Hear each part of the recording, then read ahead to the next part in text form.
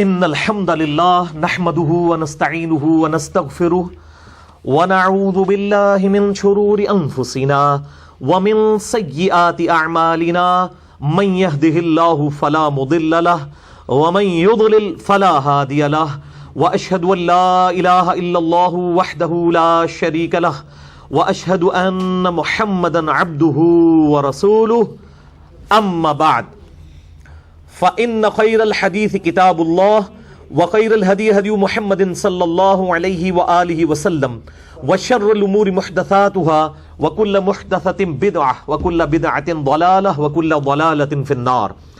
أعوذ بالله السميع العليم من الشيطان الرجيم من همزه ونفخه ونفثه. بسم الله الرحمن الرحيم. رب اشرح لي صدري ويسر لي امري واحلل عقدة من لساني يفقهوا قولي. بسم الله الرحمن الرحيم. ان الله وملائكته يصلون على النبي يا ايها الذين امنوا صلوا عليه وسلموا تسليما. اللهم صل على محمد وعلى ال محمد كما صليت على ابراهيم وعلى ال ابراهيم انك حميد مجيد.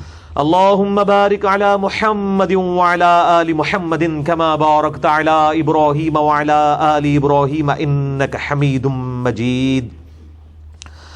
اللهم ربنا آتنا في الدنيا حسنة وفي الآخرة حسنة وقنا عذاب النار. ربنا آتنا من لدنك رحمة وهيئ لنا من أمرنا رشدا. لا إله إلا أنت سبحانك إني كنت من الظالمين. حسبنا اللہ ونعم الوکیل. یا حی یا قیوم برحمتک استغیث ولا حول ولا قوة الا باللہ العلی العظیم. آمین. الحمدللہ آج 31 دسمبر 2017 کو سنڈے کے دن قرآن کلاس نمبر 278 میں ہم انشاءاللہ تعالی سورہ سبا کو کنکلوڈ کرنے جا رہے ہیں، آیت نمبر 29 سے لے کر آن ورڈ انشاءاللہ تعالی. آج کی ہماری یہ جو قرآن کلاس ہے سال کے آخری دن 31 دسمبر 2017 کو یہ اسپیشل قرآن کلاس ہے کیونکہ آیات بڑی کرٹیکل ہے، اسی لیے میں نے ارادہ کیا کہ اس کو اسپیشل کلاس ڈکلیئر کیا جائے. اور یہ ہماری ویب سائٹ پہ ہمارے جو یوٹیوب کا چینل ہے انجینئر محمد علی مرزا، اس کے تھرو اپلوڈ ہوگی مسئلہ نمبر 189 کے عنوان سے انشاءاللہ تعالی. اور اس کا ٹاپک ہوگا حق قبول کرنے میں سب سے بڑی رکاوٹ بزرگ پرستی ہے. یہ ٹاپک قرآن حکیم میں بار بار آتا ہے لیکن یہاں پہ بھی بڑے پیشن کے انداز میں ایڈریس ہوا ہے، لہٰذا میں اس کو ضروری سمجھتا ہوں کہ یہاں پر کچھ امپورٹنٹ چیزیں ڈسکس کی جائیں. کچھ میں آج کے دور کے علماء کے بڑے کرٹیکل ریفرنسز بھی انشاءاللہ HD کیمرے میں دکھاؤں گا تاکہ لوگوں کو حقیقت پتہ چلے کہ بزرگوں کے نام کے اوپر ان کے ماننے والے لوگ اپنی پبلک کو کس طرح دھوکہ دے رہے ہیں اور ان کی کس قسم کی جھوٹی پکچر جو ہے وہ پیش کر رہے ہیں، حالانکہ ان کی اصل پکچر ان کی اپنی کتابوں میں کچھ اور ہے.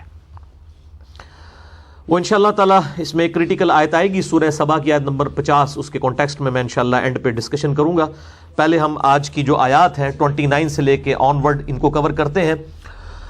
میرے بھائیو، ان آیات کو پڑھتے ہوئے اور قرآن حکیم میں یہ ٹاپک درجنوں دفعہ ریپیٹ ہوا ہے کہ انبیاء کرام علیہ السلام کی دعوت ان کے زمانے کے لوگوں نے صرف ایک وجہ سے قبول نہیں کی، اور وہ تھی بزرگ پرستی اور آبا پرستی کا فتنہ، کہ ہم ان کی بات کیوں مان لیں اور ہمارے بزرگ، ہمارے آباء و اجداد، ہمارے بڑے جو کچھ کرتے آ رہے ہیں کیا یہ غلط ہے؟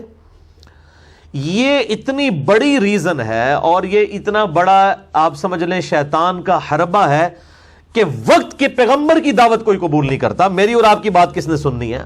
وقت کے پیغمبر کے ساتھ تو اللہ ہوتا ہے، وہی کی تائید حاصل ہوتی ہے، اس کے باوجود بزرگ پرستی کا فتنہ اتنا بڑا فتنہ ہے کہ وہ نبیوں کی دعوت کو بظاہر دنیاوی طور پر ناکام کرنے میں کامیاب ہو جاتی ہے. دنیاوی طور پہ میں کہہ رہا ہوں، وہ اللہ کے نزدیک تو کوانٹٹی کوئی اتھینٹسٹی نہیں ہے نا، وہ تو کوالٹی ہے. وہ خواہ ابراہیم اکیلا بھی ایک پوری امت ہی اللہ تعالیٰ نے ان کو ڈکلیئر کر دیا. بہرحال اس حوالے سے آج سے تقریباً 5 سال پہلے فروری 2013 میں، کیونکہ اب کل 1 جنوری 2018 آ جائے گا تو اس لیے میں 5 سال کہہ رہا ہوں، 5 سال قبل میں نے ربیع الاول کے اندر 2 بڑی امپورٹنٹ اپنی زندگی کی اہم ترین نشستیں ریکارڈ کروائی تھیں. ان میں نے کراس ریفرنس کے طور پہ کافی آیات پیش کی تھیں. آج میں ان کو ڈسکس نہیں کروں گا, صرف ان کا ریفرنس دے دیتا ہوں لیکچرز کا. مسئلہ نمبر 71A, بزرگوں کی اندھا دھند پیروی کا انجام اور اس کا علاج. اسی پہ میرا ریسرچ پیپر نمبر 2A بھی ہے, اندھا دھند پیروی کا انجام. اس میں نے قرآن حکیم سے کراس ریفرنس کے طور پر کئی آیات اور کئی صحیح الاسناد احادیث سے یہ چیز ثابت کی تھی کہ حق قبول کرنے کے درمیان جو سب سے بڑی رکاوٹ ہے وہ بزرگ پرستی کا فتنہ ہے, آبا پرستی کا فتنہ. اور اسی سے اگلے جو ہفتے ہماری کلاس ہوئی تھی وہ مسئلہ نمبر 71B تھی, انڈیا اور پاکستان کے 19 بزرگوں کی 19 گستاخانہ عبارات کا تحقیقی جائزہ, جو الحمدللہ لیکچر ہزاروں لوگوں کی بلا مبالغہ جو ہے ہدایت کا سبب بنا ہے الحمدللہ. یہ ہماری ویب سائٹ کے اوپر موجود ہے.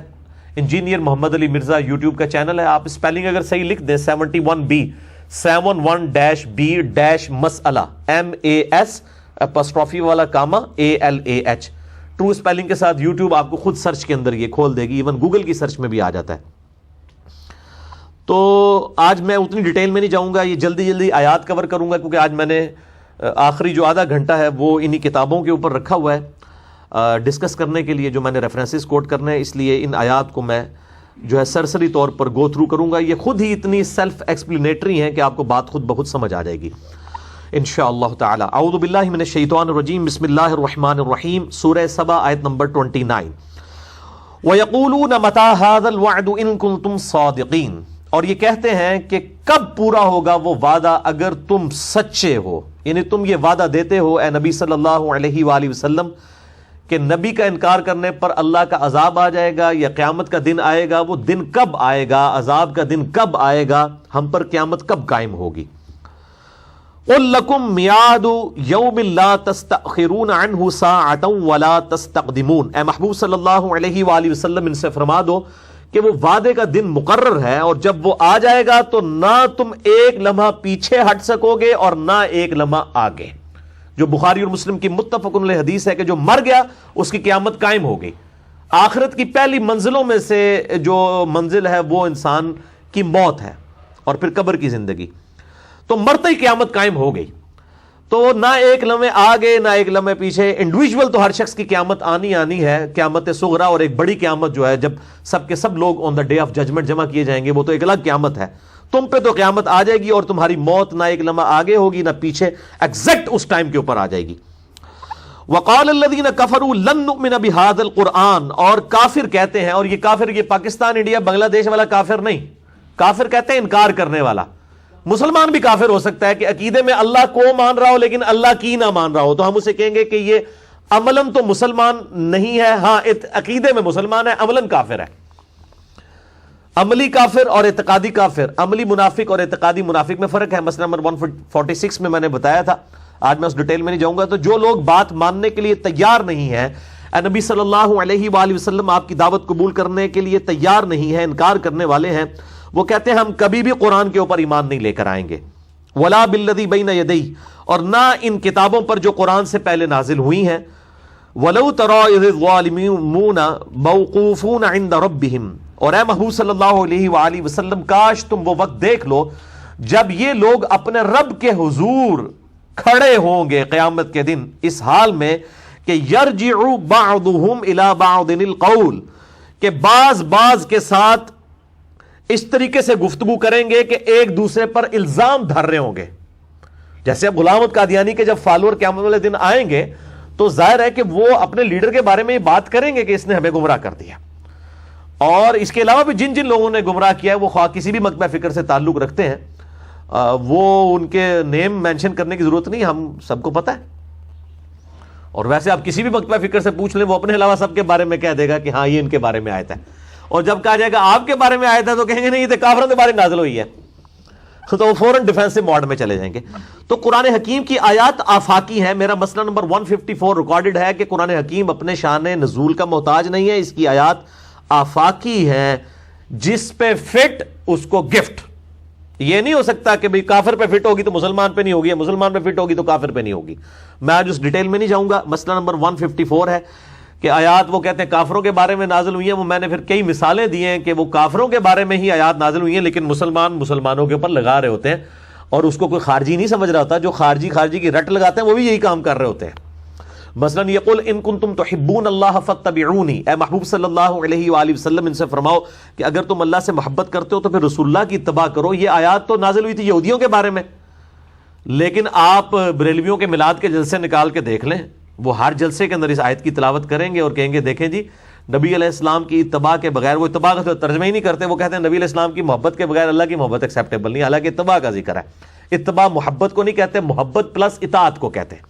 تو وہ پھر یہودی والی آیات ساروں کے اوپر کیوں لگا رہے ہوتے ہیں؟ تو پھر وہاں آپ کو کہیں گے نہیں قرآن کی آیات تو آفاقی ہیں، وہ تو رولز ہیں، جس پہ فٹ اس کو گفٹ. تو آج میں اس ڈیٹیل میں نہیں جا رہا.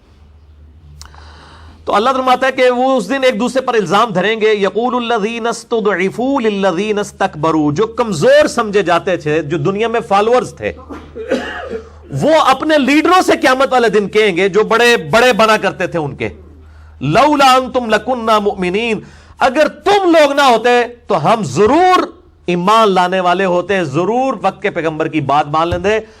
بزرگوں تسی سانو مروا چھڑیا، یہ وہ کہیں گے قیامت والے دن. اب یہاں آپ کہہ کے دیکھیں تو لوگ کہتے ہیں جناب گستاخی کر دی ہے. انشاءاللہ تعالی یہ سارے کے سارے ہماری طرح اوپن گستاخ ہو جائیں گے قیامت والے دن، لیکن اس دن ان کی گستاخی ان کو فائدہ نہیں دے گی. یہ گستاخی آج فائدہ دے گی کہ آپ سمجھ لیں گے کون کنے تواڈے نال کم پایا ہوا ہے، انہوں سیاڑ لو، اے نہ تواڈی آخرت ہی لے ڈبن نال. تو وہ جو فالوورز ہیں کمزور لوگ، وہ کہیں گے اپنے بڑوں سے تسی نہ ہوندے تے اسی گل مان لینی سی، سانوں تے پتہ لگ گیا سی کہ قرآن وچ لکھیا ہے، بخاری مسلم کی نماز دا طریقہ ہے لکھیا ہے، تو تسی مروایا سانو. قال الذین استکبروا للذین استضعفوا، جواب دیں گے متکبرین، وہ بڑے بزرگ ان کے کمزور لوگوں سے، اپنے چیلوں چانٹوں سے، جن کو دنیا میں کہتے تھے ساڈے مرید ہو جاؤ سی تانوں جنت ہی نال لے کے جاواں گے. ادھر جا کے کیا کہیں گے؟ انحن صددناکم عن الہدی بعد اذ جاءکم بل کنتم مجرمین. وہ کہیں گے کہ کیا ہم نے تمہیں ہدایت قبول کرنے سے روک لیا تھا جب تمہیں یہ پتہ چل گیا تھا کہ وقت کے پیغمبر کی دعوت حق ہے تو ہم نے تمہیں کوئی زبردستی روکا تھا؟ بل کنتم مجرمین، بلکہ تم مجرم ہو، تسی کیوں نہیں گل منی؟ حالانکہ دنیا میں روک رہے ہوتے ہیں، فزیکلی نہ روکیں، بات تو فزیکلی بھی روک لیتے ہیں، لیکن کم از کم متنفر تو کروا دیتے ہیں. نہ قرآن حدیث ڈائریکٹ نہ پڑھنا، گمراہ ہو جاؤ گے، یہ روک رہے ہوتے ہیں نا. یہ یہودی کوئی آگے بات کرے نا، ہم کہیں گے اللہ کا دشمن ہے. لیکن یہودی نما عقائد رکھنے والا ایک مسلمان پگڑی داڑھی پہن کے رکھ کے نہیں، پگڑی بھی پہن کے داڑھی بھی پہن کے رکھی ہو تو واقعی داڑھی رکھ کے تو بندہ یہ بات نہیں کر سکتا.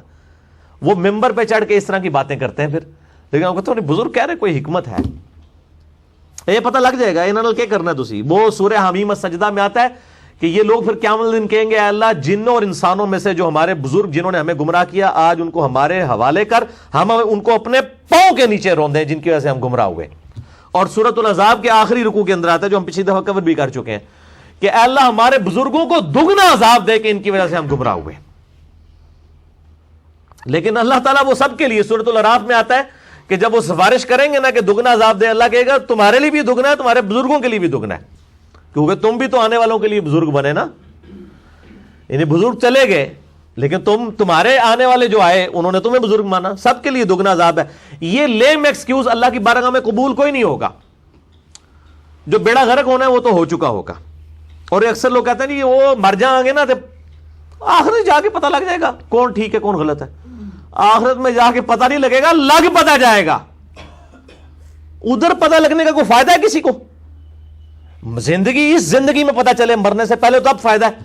اگر ایک قادیانی کو قیامت والے دن یہ بات پتہ چلی کہ غلام احمد قادیانی نے ہمارے ساتھ اتنا بڑا دھوکہ کیا اور ہماری آخرت برباد کی، تو کیا اس کا قیامت دن اس کو پتہ لگنا فائدہ دے گا؟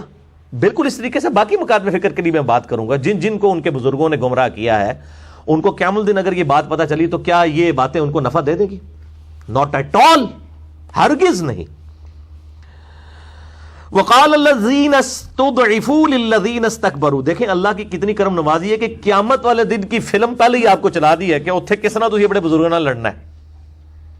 تے اللہ نہ کرے کہ قیامت دن اسی لڑ رہے ہوئے، کامیاب ہونے جڑے اتنے لڑ لین، آخر سے جڑے لڑے ہو تو فائدہ ہی کوئی نہیں نہ ہو تو پٹ جا پہ ہی رہ گیا پیچھے، کچھ بھی نہیں ہونا. اور تو اللہ تعالیٰ نے کتنا رحم فرمایا کہ ہمیں پہلے ہی وہ فلم چلا کے بتا دی کہ اے کچھ ہونا جے. لیکن اب قرآن اسی لیے تو نہیں پڑھنے دیتے تو اللہ تعالیٰ فرماتا ہے وقال الذین استضعفوا للذین استکبروا، کمزور لوگ جو فالوور تھے وہ اپنے بڑوں کو قیامت والے دن کہیں گے بل مکر اللیل والنہار، نہیں ہم گمراہ ہوئے جو دن رات تم مکر کرتے تھے ہمارے ساتھ. قرآن حدیث ڈائریکٹ نہ پڑھنا، گمراہ ہو جاؤ گے.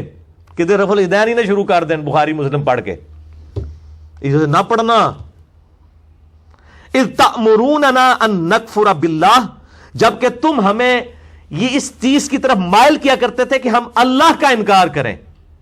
اللہ کا انکار کیا ہے کہ اللہ کو مان لیا، اللہ کی نہیں مانی. اللہ کا انکار صرف یہ نہیں ہے کہ عقیدے میں انکار، اگر کوئی عقیدے میں مان رہا ہے لیکن بات نہیں مان رہا. اللہ اور اس کے رسول عز و جل و صلی اللہ علیہ وآلہ وسلم کو بھی ماننا ہے، ان کی بھی ماننی ہے. وَنَجْعَلَ لَهُ أَنْدَادًا، اور تم نے ہمیں اس کے اوپر ابھارا تھا کہ ہم اللہ کے مد مقابل اور ہستیوں کو ٹھہرا لیں. اے بھی کچھ کر دینا جی، اللہ دی تعالیٰ نہیں کر دینا جی، پیچھے اللہ ہی ہے، پیچھے اللہ ہی کر رہا ہوتا ہے، اگے ہوتے ہیں، پیچھے سے اللہ ہی کر رہا ہوتا ہے، یہ آگے یہ ہوتے ہیں. اس طریقے سے نبی علیہ السلام کی اتباع کی جب بات کریں نا، اور ہم کہتے ہیں آپ اپنے بزرگوں کے پیچھے چلتے ہیں، صحیح حدیث میں تو یہ ہے، وہ کہتے ہیں جی بزرگوں کے پیچھے نبی علیہ السلام ہی نے، نبی بھی پیچھے اللہ بھی پیچھے تھے، اگے کنوں لے آندا جے؟ ٹھیک ہے جی، اگے کے لے آندا، انہوں نے تانوں اگے لا لیا. تو اللہ ہمارا ہے کہ یہ مکر، دن رات مکر، وہ کہیں گے تم نے جو ہمارے ساتھ کیا اور اللہ کے مد مقابل ہم نے اور ہستیوں کو ٹھہرا لیا. وَأَسَرُّ النَّدَامَةَ لَمَّا رَأَوُا الْعَذَابَ، اور دل ہی دل میں پچھتائیں گے جب قیامت کے دن عذاب اپنے سامنے دیکھیں گے. پچھتاوے سے اب کیا، پچھتانے سے کیا فائدہ ہونا ہے ان کو؟ وَجَعَلْنَا الْأَغْلَالَ فِي أَعْنَاقِ الَّذِينَ كَفَرُوا، اور انکار کرنے والوں کے گلوں میں اس دن توق ڈال دیے جائیں گے. هَلْ يُجْزَوْنَ إِلَّا مَا كَانُوا يَعْمَلُونَ، اور انہیں بدلہ نہیں دیا جائے گا مگر اپنے ہی کیے ہوئے کرتوتوں کا. بھائی اپنے پاؤں پہ خود ہی کلاڑی ماری تھی انہوں نے، بجائے اس کے کہ وہ کہیں کہ جی ہمارے بزرگوں نے ہمیں گمراہ کیا تو اب بزرگ ہمارا وزن اٹھا لیں گے گناہوں کا. نہیں، بزرگوں نے اپنا بھی اٹھانا ہے، ان کا بھی اٹھانا ہے، لیکن ان کے بھی بوجھ میں کمی نہیں آئے گی، جو قرآن میں ہے وَلَا تَزِرُ وَازِرَةٌ وِزْرَ أُخْرَى، کسی بوجھ اٹھانے والے کے بوجھ میں کمی نہیں آئے گی. ہر بندے نے اپنے حصے کا بوجھ بھی اٹھانا ہے اور اپنے فالوورز کے حصے کا بوجھ بھی اٹھانا ہے. فالوورز کو الگ سے عذاب ہونا ہی ہونا ہے، وہ ان کا چھٹکارا نہیں ہو سکتا. Ignorance is no excuse in the sight of Allah. دنیا میں بھی کوئی نہیں ہے. کوئی بندہ کہ جی منو پتہ ہی نہیں سی جناب کہ وہ پیپر کا دن جو ہے وہ سوموار تھا، تو میں تو اتوار دن آیا سا، اسکول بند سی تے ہن سوموار دن تے میں نہیں سی آنا، تا میں فیل ہو گیا. میں سوموار کو اس لیے نہیں آیا کہ مجھے تو پتا تھا اتوار کو، تو کیا اس کو پاس کر دیا جائے گا اس بنیاد پہ؟ تو اللہ تعالیٰ جس نے انبیاء بھیجے، کتابیں بھیجی، وہ کیسے اگنورنس کو ایکسکیوز ماننے کے لیے تیار ہے؟ ناٹ ایٹ آل، نیور، کبھی نہیں. وَمَا أَرْسَلْنَا فِي قَرْيَةٍ مِّن نَذِيرٍ إِلَّا قَالَ مُتْرَفُوهَا، اور ہم نے کوئی بھی بستی ایسی نہیں کہ جس میں کسی پیغمبر ڈر سنانے والے کو بھیجا ہو مگر اس حال میں کہ وہاں کے جو اسودہ لوگ تھے، ایلیٹ کلاس تھے، امیر طبقہ تھا، انہوں نے کہا اِنَّا بِمَا أُرْسِلْتُمْ بِهِ كَافِرُونَ، اے پیغمبرو جو کچھ تمہیں دے کے بھیجا گیا ہم تو اس کو ماننے کے لیے تیار نہیں، ہم اس کا سب سے پہلے انکار کرتے ہیں. کیوں؟ ان کی چودراہٹ سٹیک پہ لگ جاتی تھی. ظاہر ہے پیغمبر تو لیڈرشپ کے درجے پہ ہوتا ہے نا، تو ان کی اپنی لیڈری پھر چھن جائے گی. جب پیغمبروں کے لوگ فالوور بنیں گے تو ان کی چودراہٹ کہاں سے چلے گی؟ تو سب سے پہلے جو ایلیٹ کلاس ہے وہ وقت کے پیغمبروں کا انکار کیا کرتی تھی. آپ سارے انبیاء کے واقعات پڑھ کے دیکھ لیں، سورۃ الاعراف کے اندر، سورہ القصص کے اندر پڑھ کے دیکھ لیں، اس کے علاوہ آپ سورہ ہود کے اندر، تو آپ کو یہ پتہ چل جائے گا. وَقَالُوا نَحْنُ أَكْثَرُ أَمْوَالًا وَأَوْلَادًا، اور کہتے ہیں ہم تو مال اور اولاد میں بہت بڑھ کے ہیں تم سے. وَمَا نَحْنُ بِمُعَذِّبِينَ، اور ہمیں تو عذاب دیے نہیں جا سکتا، ہم پہ تو پہلے ہی اللہ کا اتنا فضل ہے. اللہ نے ہمیں اگر اتنی دولت اور مال اولاد دیا ہے تو اس کا مطلب ہے ہم تو اللہ کے چہیتے ہیں، تو آخرت میں بھی ہمیں یہ سب کچھ ملے گا. نعوذ باللہ. قل ان ربی یبسط الرزق لمن یشاء ویقدر، اے نبی فرما دیجئے صلی اللہ علیہ وآلہ وسلم کہ میرا رب جس کا چاہتا ہے اس کا رزق تنگ کر دیتا ہے، جس کا چاہتا ہے کھلا کر دیتا ہے. رزق کی تنگی یا کھلا ہونا کسی کی بزرگی یا نہ ہونے کی دلیل نہیں ہے، ورنہ اس کائنات میں سب سے محبوب ہستی محمد رسول اللہ صلی اللہ علیہ وآلہ وسلم کا حال کیا تھا؟ بخاری مسلم میں آتا ہے کہ بعض اوقات 1 مہینہ 2 مہینے بعض اوقات 3 مہینے تک بھی گھر میں چولہا نہیں جلتا تھا اور 2 کالی چیزوں پانی اور کھجور کے اوپر گزارا ہوتا تھا. وَلَٰكِنَّ أَكْثَرَ النَّاسِ لَا يَعْلَمُونَ، لیکن اس حقیقت کو تو اکثر لوگ جانتے ہی نہیں، وہ رزق کے اوپر ہی جج کر رہے ہوتے ہیں کہ کس پہ اللہ کا فضل ہے. وما اموالکم ولا اولادکم باللتی تقربکم عندنا زلفا، اللہ تعالیٰ ماتا ہے یاد رکھو تمہاری مال اور اولاد ہماری بارگاہ میں کوئی تقرب کی دلیل نہیں ہے کہ جس کو مال اولاد زیادہ دیے تو وہ ہماری بارگاہ میں جو ہے مقبول ہے. الا من آمن وعمل صالحا، ہاں مگر جو ایمان لائے نیک اعمال کرے، فاولئک لهم جزاء الضعف بما عملوا، تو اس کے لیے پھر جزا ہے ڈبل دگنی چگنی اس کو جزا ملے گی، بلکہ سورہ الانعام میں آتا ہے 10 گنا تک نیکیاں بڑھا کے اللہ تعالیٰ دے گا، بما عملوا، ان کے عمل کے سبب، وہم فی الغفرات آمنون، اور وہ جنت کے اونچے بالا خانوں میں ہوں گے امن کے ساتھ قیامت والے دن. اللہم اجعلنا منہم، اے اللہ تعالیٰ بھی ہمیں ان میں شامل فرمائے. اللہم اجرنا من النار، اللہم اجرنا من النار، اللہم اجرنا من النار، آمین. والذین یسعون فی آیاتنا، جو لوگ اس کوشش میں رہتے ہیں کہ ہمیں ہماری آیات میں ہرا دیں، معاجزین، عاجز کر دیں، اولئک فی العذاب محضرون، وہ لوگ ہمیشہ کے عذاب میں گرفتار رہیں گے. یعنی اللہ کو آیات میں ہرانا کیا ہے؟ کہ اللہ تعالیٰ کی آیات کے مقابلے پہ لوگوں کو کوئی اور ایکٹیویٹیز دے دینا. جیسے اس زمانے میں وہ جو ہے وہ کہانیاں سنانے والوں کو لے آئے مشرکین عرب، تاکہ لوگ قرآن نہ سنیں، ان کی کہانت سن لیں. اسی طریقے سے ہر وہ آج کل کی ایسی گیمز جو اللہ کی یاد سے غافل کر دینے والی چیزیں ہیں، وہ بھی اسی کیٹیگری میں فال کرتی ہیں. ہاں اگر اللہ کی یاد سے غافل نہ ہو اور شرعی حدود والا ایشو جو ہے وہ اپنی جگہ پہ رہے، اس کو کراس نہ کریں، پھر تو گیم کرنے میں کوئی حرج نہیں ہے. تو ایسی چیزیں جو ہیں وہ اللہ تعالیٰ کو ان کی آیات میں، اور اس کا ایک اور رخ بھی ہے کہ وہ علماء جو قرآن حکیم کی آیات کی تفسیر کرتے ہوئے تحریف کرتے ہیں، قرآن کہہ رہا ہوتا ہے ایاک نعبد و ایاک نستعین، وہ کہتے ہیں نہیں جی اس سے تو آپ کو سمجھ ہی نہیں آیا، اس میں تو ہے کہ ہم اللہ ہی سے مدد مانگتے ہیں، یہ تو نہیں لکھا کہ اور کسی سے نہیں مانگتے. یہ ہرانے کی کوشش کر رہے ہوتے ہیں، اور اس میں سے یا شیخ عبد القادر جیلانی المدد اور یہ ساری چیزیں ثابت کر رہے ہوتے ہیں. مسئلہ نمبر 3 میرا ریکارڈڈ ہے، دعا صرف اللہ ہی سے، غائب میں مدد کے لیے صرف اللہ کو پکارا جائے گا. ظاہر اس باب تو قرآن میں حکم ہے وتعاونوا علی البر والتقوی ولا تعاونوا علی الاثم والعدوان. مسئلہ نمبر 3 ہے دعا صرف اللہ ہی سے، اور اسی کی ایکسٹینشن ہے مسئلہ نمبر 43 وسیلہ اور توسل کے صحیح احکام و مسائل. قل ان ربی یبسط الرزق لمن یشاء من عباده ویقدر له، اے نبی صلی اللہ علیہ وآلہ وسلم فرما دیجئے کہ بے شک میرا پروردگار جس کے لیے چاہتا ہے رزق کشادہ کر دیتا ہے، جس کے لیے چاہتا ہے تنگ کر دیتا ہے. وما انفقتم من شیء فهو یخلفہ، جو کچھ بھی تم اللہ کی راہ میں خرچ کرتے ہو اللہ تعالیٰ اس کی جگہ اور تمہیں دے دیتا ہے. دنیا میں نہ بھی دے، آخرت کے ڈیوائن بینک میں تو اللہ تعالیٰ نے اس کو سٹور کر لیا. وَهُوَ خَيْرُ الرَّازِقِينَ، اور وہ سب سے بہترین رزق دینے والا ہے. وَيَوْمَ يَحْشُرُهُمْ جَمِيعًا، اور وہ قیامت والے دن تم سب کو جمع کرے گا. ثُمَّ يَقُولُ لِلْمَلَائِكَةِ أَهَؤُلَاءِ إِيَّاكُمْ كَانُوا يَعْبُدُونَ، پھر اللہ تعالیٰ فرشتوں سے پوچھے گا کہ یہ کیا لوگ، یہ لوگ تمہاری پوجا کیا کرتے تھے؟ انہوں نے فرشتوں کے ناموں کے اوپر بت بنائے ہوئے تھے اور کہتے تھے یہ فرشتوں کے بت ہیں، فرشتے اللہ کی بیٹیاں ہیں. تو اللہ تعالیٰ فرشتوں کو بھی قیامت دن جمع کر کے کہے گا کہ ہاں جی فرشتوں یہ تمہاری عبادت کیا کرتے تھے. جیسا کہ سورہ المائدہ کے آخری رکوع میں آتا ہے کہ عیسیٰ ابن مریم سے اللہ تعالیٰ پوچھے گا کیا تو نے لوگوں سے کہا تھا کہ لوگ تجھے اور تیری ماں کی پوجا شروع کرتے ہیں؟ ہو کہیں گے یا اللہ تو پاک ہے، مجھے کب شایا تھا میں ایسی بات کرتا. بالفرض اگر میں نے کوئی کی بھی ہوگی تیرے ان میں ہوگی، جو تیرے جی میں ہے وہ میں نہیں جانتا، جو میرے جی میں ہے تو وہ جانتا ہے. اب یہ تیرے بندے ہیں، چاہے ان کو عذاب دے چاہے بخش دے، یا اللہ میرا کوئی لینا دینا نہیں ان کے ساتھ. یہ ہے معاملہ. یہاں پہ فرشتے بھی یہی بات کر رہے ہوں گے. قالوا سبحانک، فرشتے کہیں گے اے اللہ تو پاک ہے، انت ولینا من دونہم، اے اللہ تو ہمارا پشت پناہ، تو ہمارا ولی ہے، ہمارا کیا لینا دینا ان کے ساتھ جنہوں نے ہمیں تیرے مقابلے پر کھڑا کر دیا تھا. بل کانوا یعبدون الجن، بلکہ یہ تو جنوں کو پوجا کیا کرتے تھے. اکثرهم بهم مؤمنون، اور اکثر کا اعتقاد انہی کے اوپر تھا. تو یہ بزرگ خود انکار کر دیں گے. یعنی شیخ عبد القادر جیلانی رحمہ اللہ تعالی یا مولا علی علیہ السلام قیامت الدن جن لوگوں نے ان کو مدد کے لیے پکارا ہے وہ تو خود ان کے دشمن بن جائیں گے. ایون آتا ہے سورۃ الاحقاف میں دشمن ہو جائیں گے. اور اس ٹاپک پہ جتنی آیات قرآن حکیم میں ہے میں نے مسئلہ نمبر 121 میں ساری کور کی ہیں کہ قیامت والے دن یہ بزرگ دشمن ہو جائیں گے اپنے فالوور کے کہ تسی تو اللہ کے بندو ساڑھو کے مروان لگے ہو، ساڑھا نہ پہ لیندے ہو تسی، ہم نے تو تمہیں یہ نہیں کہا تھا کہ یہ کچھ کرو، اور آج جو ہے وہ تم ہمارا نام لے رہے ہو. یا اللہ ہم بری ہیں ان سے، ان کو جدھر مرضی پھینک دوزخ میں، ہمارا کیا لینا دینا ان کے ساتھ. वलियाउज़ु बिल्लाहि ताला।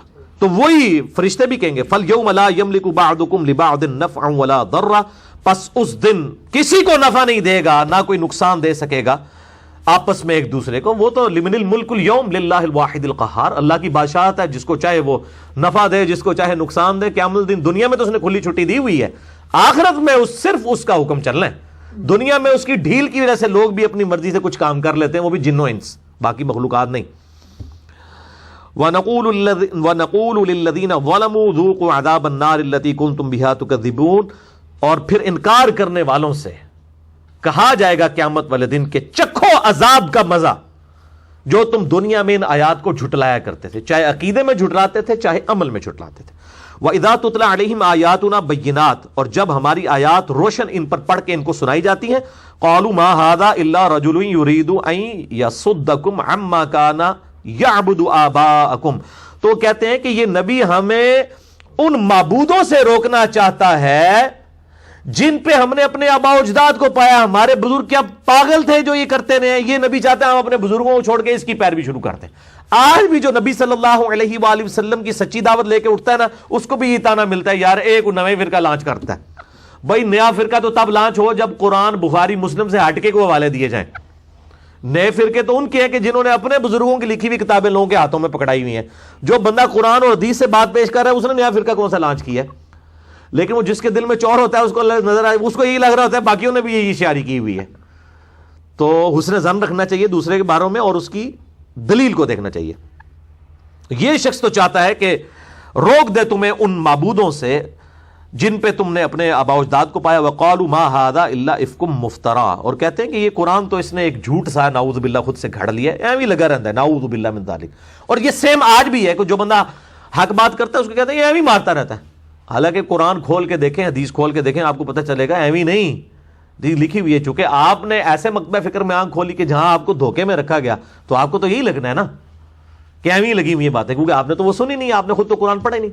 और फिर इतने इत्मीनान से करो अस्सी आज तक सुने ही नहीं। और तुसी किड्डे बड़े लामा औला दे बंदे हो, तुसी कितना कुरान हदीस पढ़िया है, कितनी जिंदगी लगाई है, बचपन से लेके जवानी तक माँ बाप ने भी होशियारी चलाकी और दुनिया परस्ती सिखाई, और वही सीख के आप अपनी औलाद को भी सिखा रहे हैं। दीन तो ना आपके अबाउजदाद ने सीखा ना आपने सीखा, तो आपको कहां से कॉन्फिडेंस है कि आपने कुरान सुना? और आप देख लें पुराने बुजुर्ग बाबों से जरा पूछे, 70-80 साल के जो हुए हैं उनको क्या आपने कुरान पे हाथ रख के दे, अल्लाह को जान देनी है, कभी कुरान तर्जमे से पढ़ा है? और उनसे ये पूछे कि आपके अब्बा जी ने कभी पढ़ा होगा, तो उनको पता चलेगा कईयों के अब्बों ने तो कुरान पाक जो नाजरा भी नहीं पढ़ा होगा। ये तो आज का मुबारक दौर है कि दुनियावी तालीम की बरकत से लोगों में जो है वो एजुकेशन की बरकत से मामलात हुए। अदरवाइज हम जिन पुरानों की तारीफ कर रहे हैं उन्हें अक्सर बिल्कुल चिट्टे अनपढ़ थे, नाम भी नहीं अपना लिख सकते थे। कुरान उन्होंने कहां से पढ़ना था, ये तर्जुमा कहां से पढ़ना था, ये बुखारी मुस्लिम कहां से पढ़नी थी, तर्जुमे ही नहीं हुए थे। तो ये कहते हैं इसने झूठ कर लिया। वक़ाल अल्लज़ीना कफ़रू लिल हक़, और काफिर हक के बारे में कहते हैं लम्मा जाअहुम, इनकार करने वाले लोग कहते हैं जब उनके पास हक बात आ जाए, इन हादा इल्ला सिहरुम मुबीन, ये तो नहीं है मगर खुला जादू। वमा आतैनाहुम मिन कुतुबिन यदरुसूनहा वमा अरसलना इलैहिम क़ब्लका मिन नज़ीर। अल्लाह ताला माता है ना तो हमने इस कुरान से पहले कोई इनकी तरफ किताब नाजिल की है, ना कोई पैगंबर भेजा हुआ है। ये किस चीज के ऊपर अकड़ के कह रहे हैं कि जी ये अभी फ्रॉड ही है? ना इनके पास कोई किताब है जिसकी बुनियाद के ऊपर पैगंबर का इनकार करें, ना कोई पिछला पैगंबर मौजूद है। आज भी यही है कि जब हम किताबों सुन्नत से हवाला किसी को देते हैं वो मानते नहीं, तो हम उनसे पूछते हैं कि मेरे भाई आपके पास कौन सी आयत है, कौन सा कुरान आपके पास ऐसा मौजूद है जो हमारे पास नहीं है, कौन सी हदीस की किताब ऐसी मौजूद है जो हमारे पास नहीं है, कि जिसकी बुनियाद के ऊपर आप अपने बातिल नजरियात के ऊपर अकड़े हुए हैं। सेम वही एनालॉजी है। इसकी तफसीर आज के दौर के एतबार से करना जरूरी है, वरना तो हम ये तफसीर 1400 साल पुरानी रिकॉर्ड करा रहे हैं। आज के इंसान को तो इस फिर कुरान से कोई फायदा नहीं होगा जब तक कि आपको बीमारी है। बेसिक ह्यूमन इंस्टिंक्ट उसी तरह। उस वक्त तो फिरौन थे, तो आज का फिरौन ये ट्रंप है। हर जमाने में ऐसे फिरौन रहेंगे जो लोगों के साथ ज्यादतियां करेंगे, और जो पिसे हुए तबके हैं उनके साथ जुल्म किया जाएगा। ये तो नहीं खत्म हो गया। उस वक्त भी बेसिक ह्यूमन इंस्टिंक्ट में औरतें लोगों के लिए, मर्दों के लिए कमजोरी का बायस थी। आज भी वो सेक्स बहुत बड़ा इशू बना हुआ है। तो सेम बीमारियां जो उस जमाने में थी आज भी मौजूद है, क़यामत तक रहेंगी। कुरान की आयत तो आफाकी है। वक़्ज़्ज़बल्लज़ीना मिन क़ब्लिहिम, ए नबी सल्लल्लाहु अलैहि वसल्लम आपसे पहले भी नबियों को झुटलाया गया। वमा बलगू मिअशार मा आतैनाहुम फ़कज़्ज़बू रुसुली, اور آپ کے جو مخالفین کفار مکہ کو تو عشر عشیر بھی نہیں، 10واں حصہ بھی نہیں دیا گیا اس طاقت کا اور اس رزق کا جو ہم نے اگلے کافروں کو دیا تھا. تو جب انہوں نے ہمارے رسولوں کا انکار کیا فَكَيْفَ كَانَ نَكِيرٌ، تو دیکھو کہ ہمارا عذاب پھر کیسا ہوا. وہ اکھاڑ کے پھینک دیے گئے کھجور کے تنوں کی طرح، ان کی لاشیں پڑی ہوئی تھیں، اتنے اونچے اونچے قدوں والے لوگ جنہوں نے پہاڑوں کے اندر غار بنا کے تو اپنی اتنی بڑی بڑی، آج بھی ان کے کھنڈرات جو ہیں وہ عرب کے اندر موجود ہیں، اتنی طاقت والے لوگ تھے، ہم نے ان کو اکھاڑ کے پھینک دیا پیغمبروں کی نافرمانی کے سبب. آپ کے مخالفین کس جو ہے وہ کھیت کی مولی ہیں کہ یہ بچ جائیں گے. قل انما اعظکم بواحدہ، بڑی زبردست بات آ رہی ہے. اے نبی فرما دیجئے ان سے صلی اللہ علیہ وآلہ وسلم، دیکھو میں تمہیں ایک نصیحت کرتا ہوں. ان تقوموا للہ مثنی وفرادا ثم تتفکروا، بڑی ایمانداری کے ساتھ تم ایک ایک یا دو دو کر کے ایک جگہ پہ جمع ہو اور پھر آپس میں برین سٹارمنگ کرو، فکر کرو. کیا فکر کرو؟ ما بصاحبکم من جنہ، کہ یہ جو نبی صلی اللہ علیہ وآلہ وسلم تمہارے صاحب جو تمہیں بلا رہے ہیں، کیا یہ مجنون ہے؟ ان کے اوپر کوئی جنات کا اثر ہوا ہوا ہے؟ ان ہوا الا نذیر لکم بین یدی عذاب شدید، نہیں بلکہ وہ تو ہے ڈر سنانے والے اس آخرت کے بڑے دن کے عذاب کے آنے سے پہلے پہلے تمہیں ڈر سنانے کے لیے ہیں. تم آپس میں ذرا سوچو کہ 40 سال کا کریکٹر ایک آدمی کا تمہارے سامنے ہے جسے تم صادق اور امین کہتے ہو. سورہ یونس کی آیت نمبر 15 میں آتا ہے کہ نبی صلی اللہ علیہ وآلہ وسلم ان سے فرمائیے میں اتنا عرصہ تم میں رہا ہوں، میرا کریکٹر ایک کھلی کتاب ہے. مطلب تم اب میں نے جب یہ حق بات شروع کی ہے تو تم نے یہ کہنا شروع کر دیے تو نعوذ باللہ جو ہے اس کے اوپر مجنون. آپ بھی یہ آج کر کے دیکھ لیں. یعنی میں نے 31 سال بریلوی مکتبہ فکر میں گزرے، جب ہم نے ان کو بتایا کہ میرے بھائی ہمیں تو غلط بات بتائی گئی تھی، آپ یہ بات قبول کریں، تو کہتے ہیں یہ تو قادیانی ہے. یعنی 31 سال تک جب ہم بریلوی تھے اس وقت ہم قادیانی نہیں تھے. جیسے ہی ہم نے اپنے مکتبہ فکر سے اختلاف رائے کیا تو ہمارے مکتبہ فکر نے ہمیں قادیانی کہنا شروع کر دیا، ایکس مکتبہ فکر نے.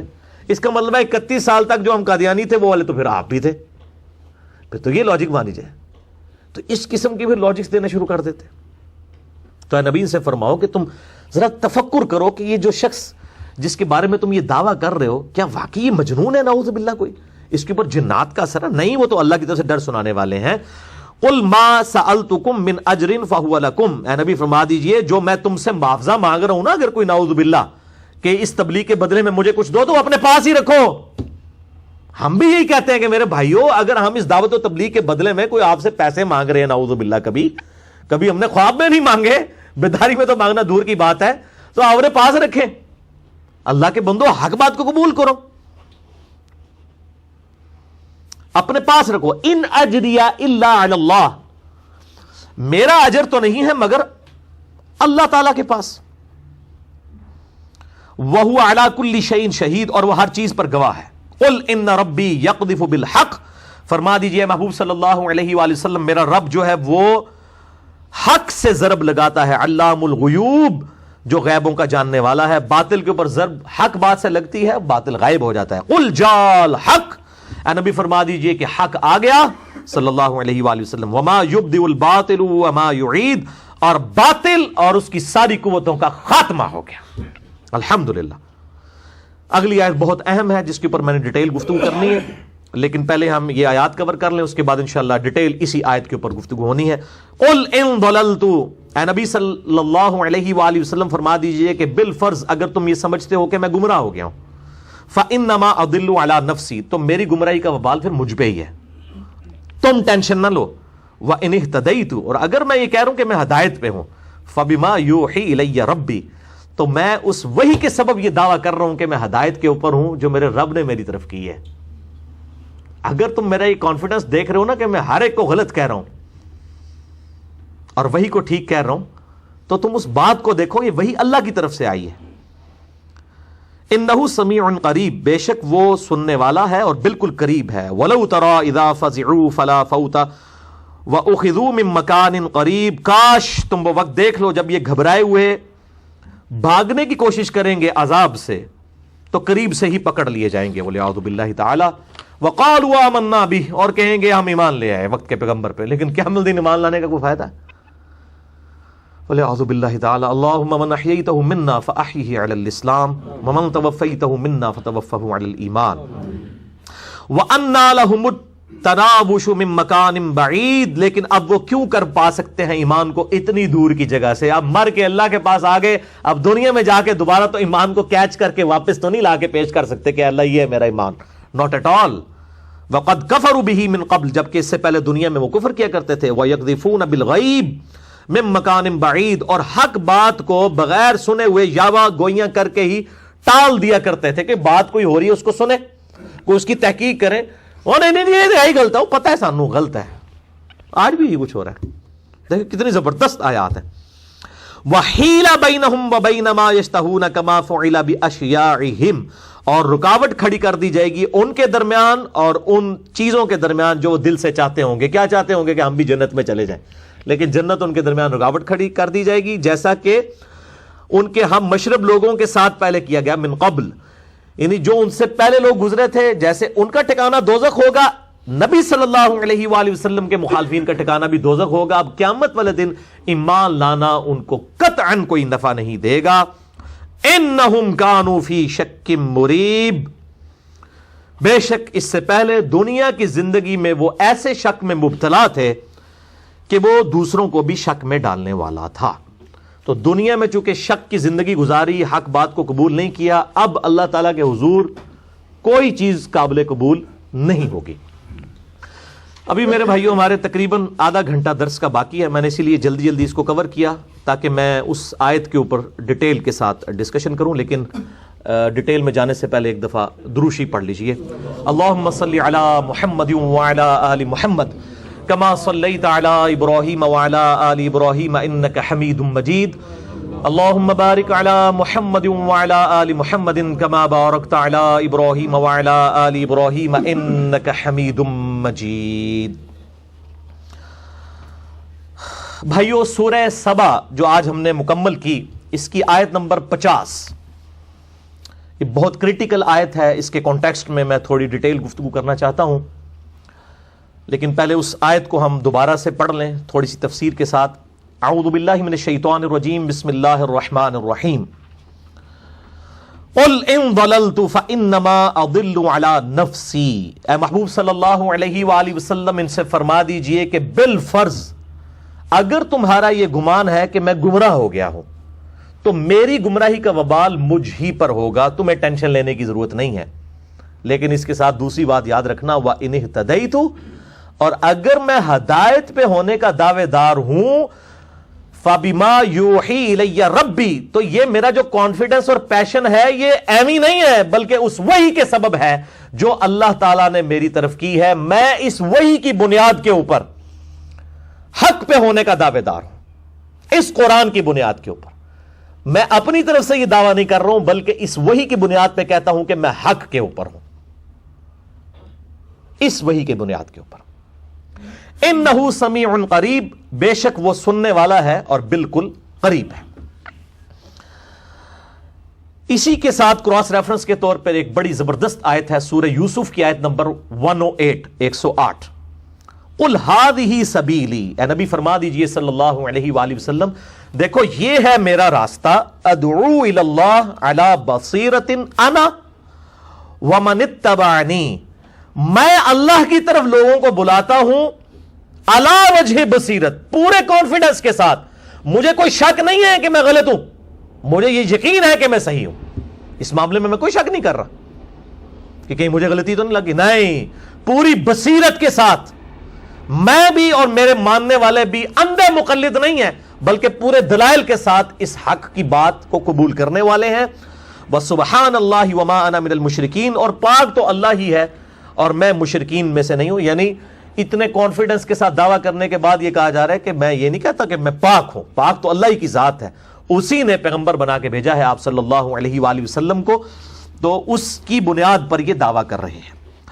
भाइयों, इन्हीं दो आयात, सूरह सबा आयत नंबर 50 और सूरह यूसुफ आयत नंबर 108 की रोशनी में मैं भी जब किताब व सुन्नत से दलाइल लोगों के सामने रखता हूं तो पूरे पैशन और एतमाद के साथ। अक्सर लोग जो लोग बात मानने वाले नहीं, अक्सर ये तो अल्हम्दुलिल्लाह कबूल कर रही है हमारी दावत, यानी जो ना मानने वालों में अक्सर लोग जो है वो एक्सक्यूज यही ले रहे होते हैं कि जी ये तो इतने पैशन के साथ बात करता है कि बस यही ठीक है, बाकी सारे गलत हैं।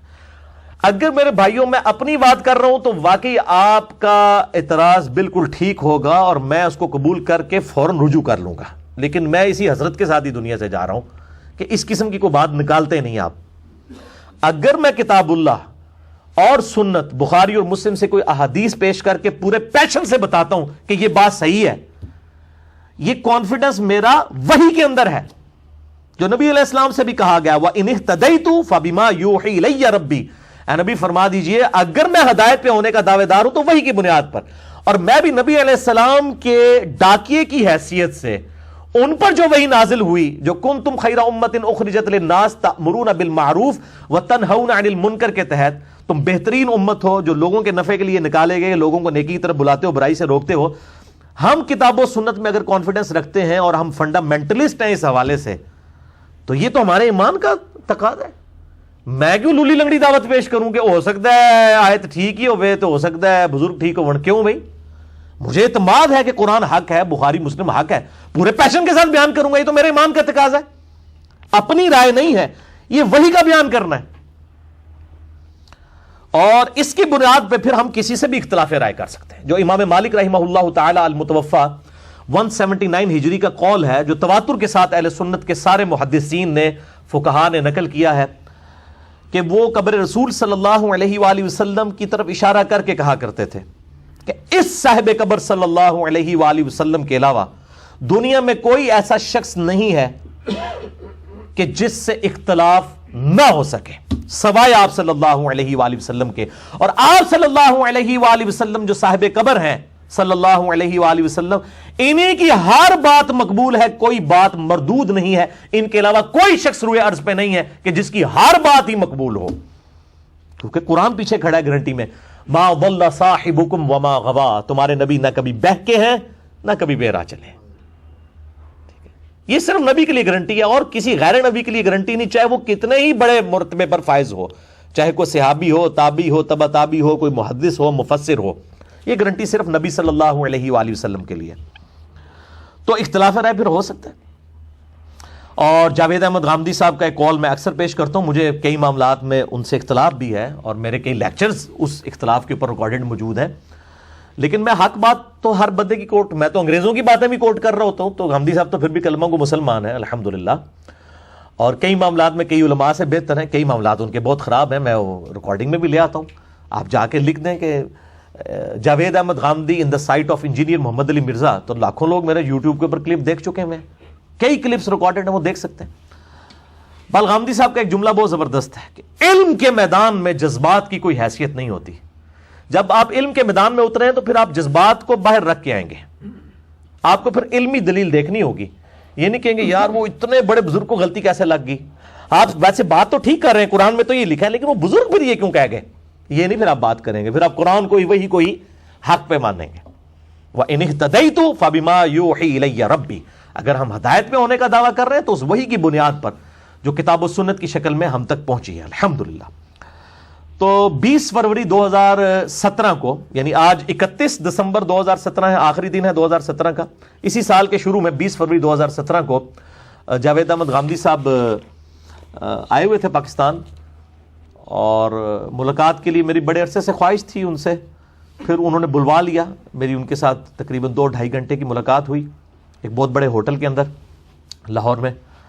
تو وہاں پہ میں نے ان کو کہا کہ مجھے یہ آپ کا جملہ بڑا پسند ہے کہ علم کے میدان میں جذبات کی کوئی حیثیت نہیں ہے، اور پھر میں نے کہا شیخ صاحب میں نے بھی اس کے اوپر ایک تضمین کہی ہے، اسی جملے کو میں نے وہ جیسے ہماری انجینئرنگ کی لینگویج میں ہوتا ہے نا اینڈ وائس ورسا، اس کا الٹ بھی درست ہے، تو اس کا وائس ورسا یہ ہے کہ انڈیا پاکستان بنگلہ دیش کے اندر جذبات کے میدان میں علم کی رتی برابر کوئی حیثیت نہیں ہے۔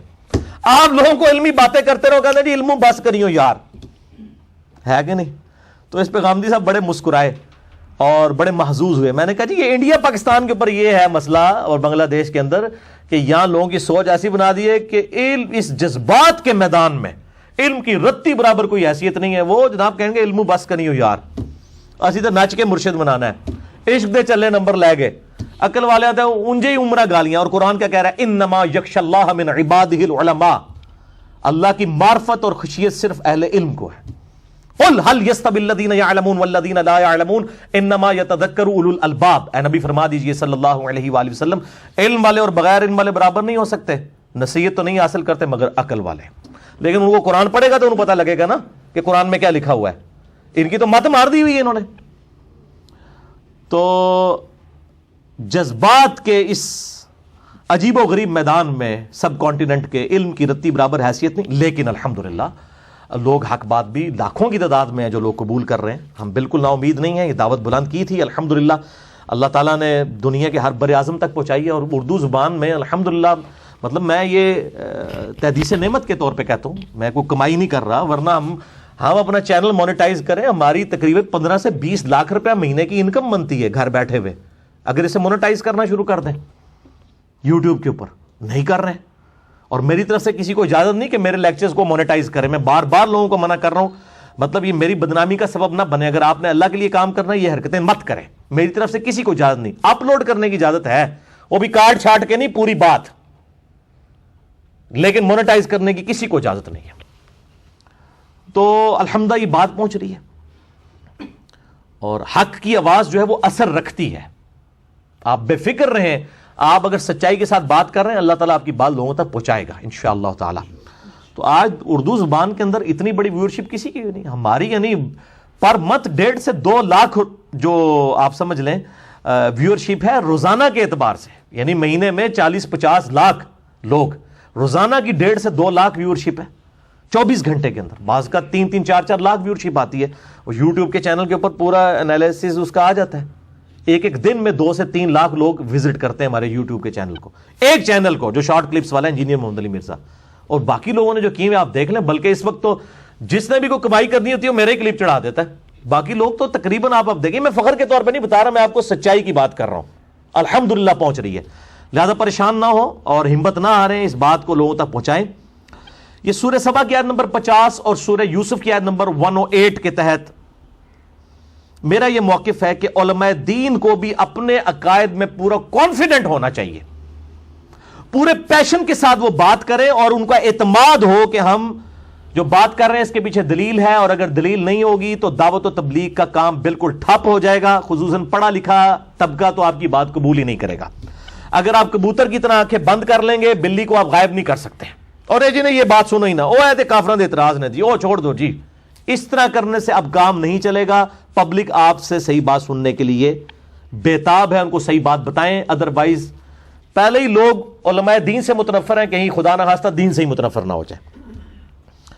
چنانچہ الیاس قادری صاحب کا ایک کلپ بڑا وائرل ہوا یوٹیوب کے اوپر، بڑے عرصے سے وہ چل رہا تھا، واٹس ایپ پہ بھی چل رہا ہے، کہ باقاعدہ انہوں نے اپنے ماننے والوں سے یہ بات کی. اور میں خود بھی الیاس قادری صاحب کی اس حوالے سے عزت کرتا ہوں کہ میرا ظاہر ہے پورا ایک لڑک پن سے لے کے جوانی تک دعوت اسلامی میں گزری ہے.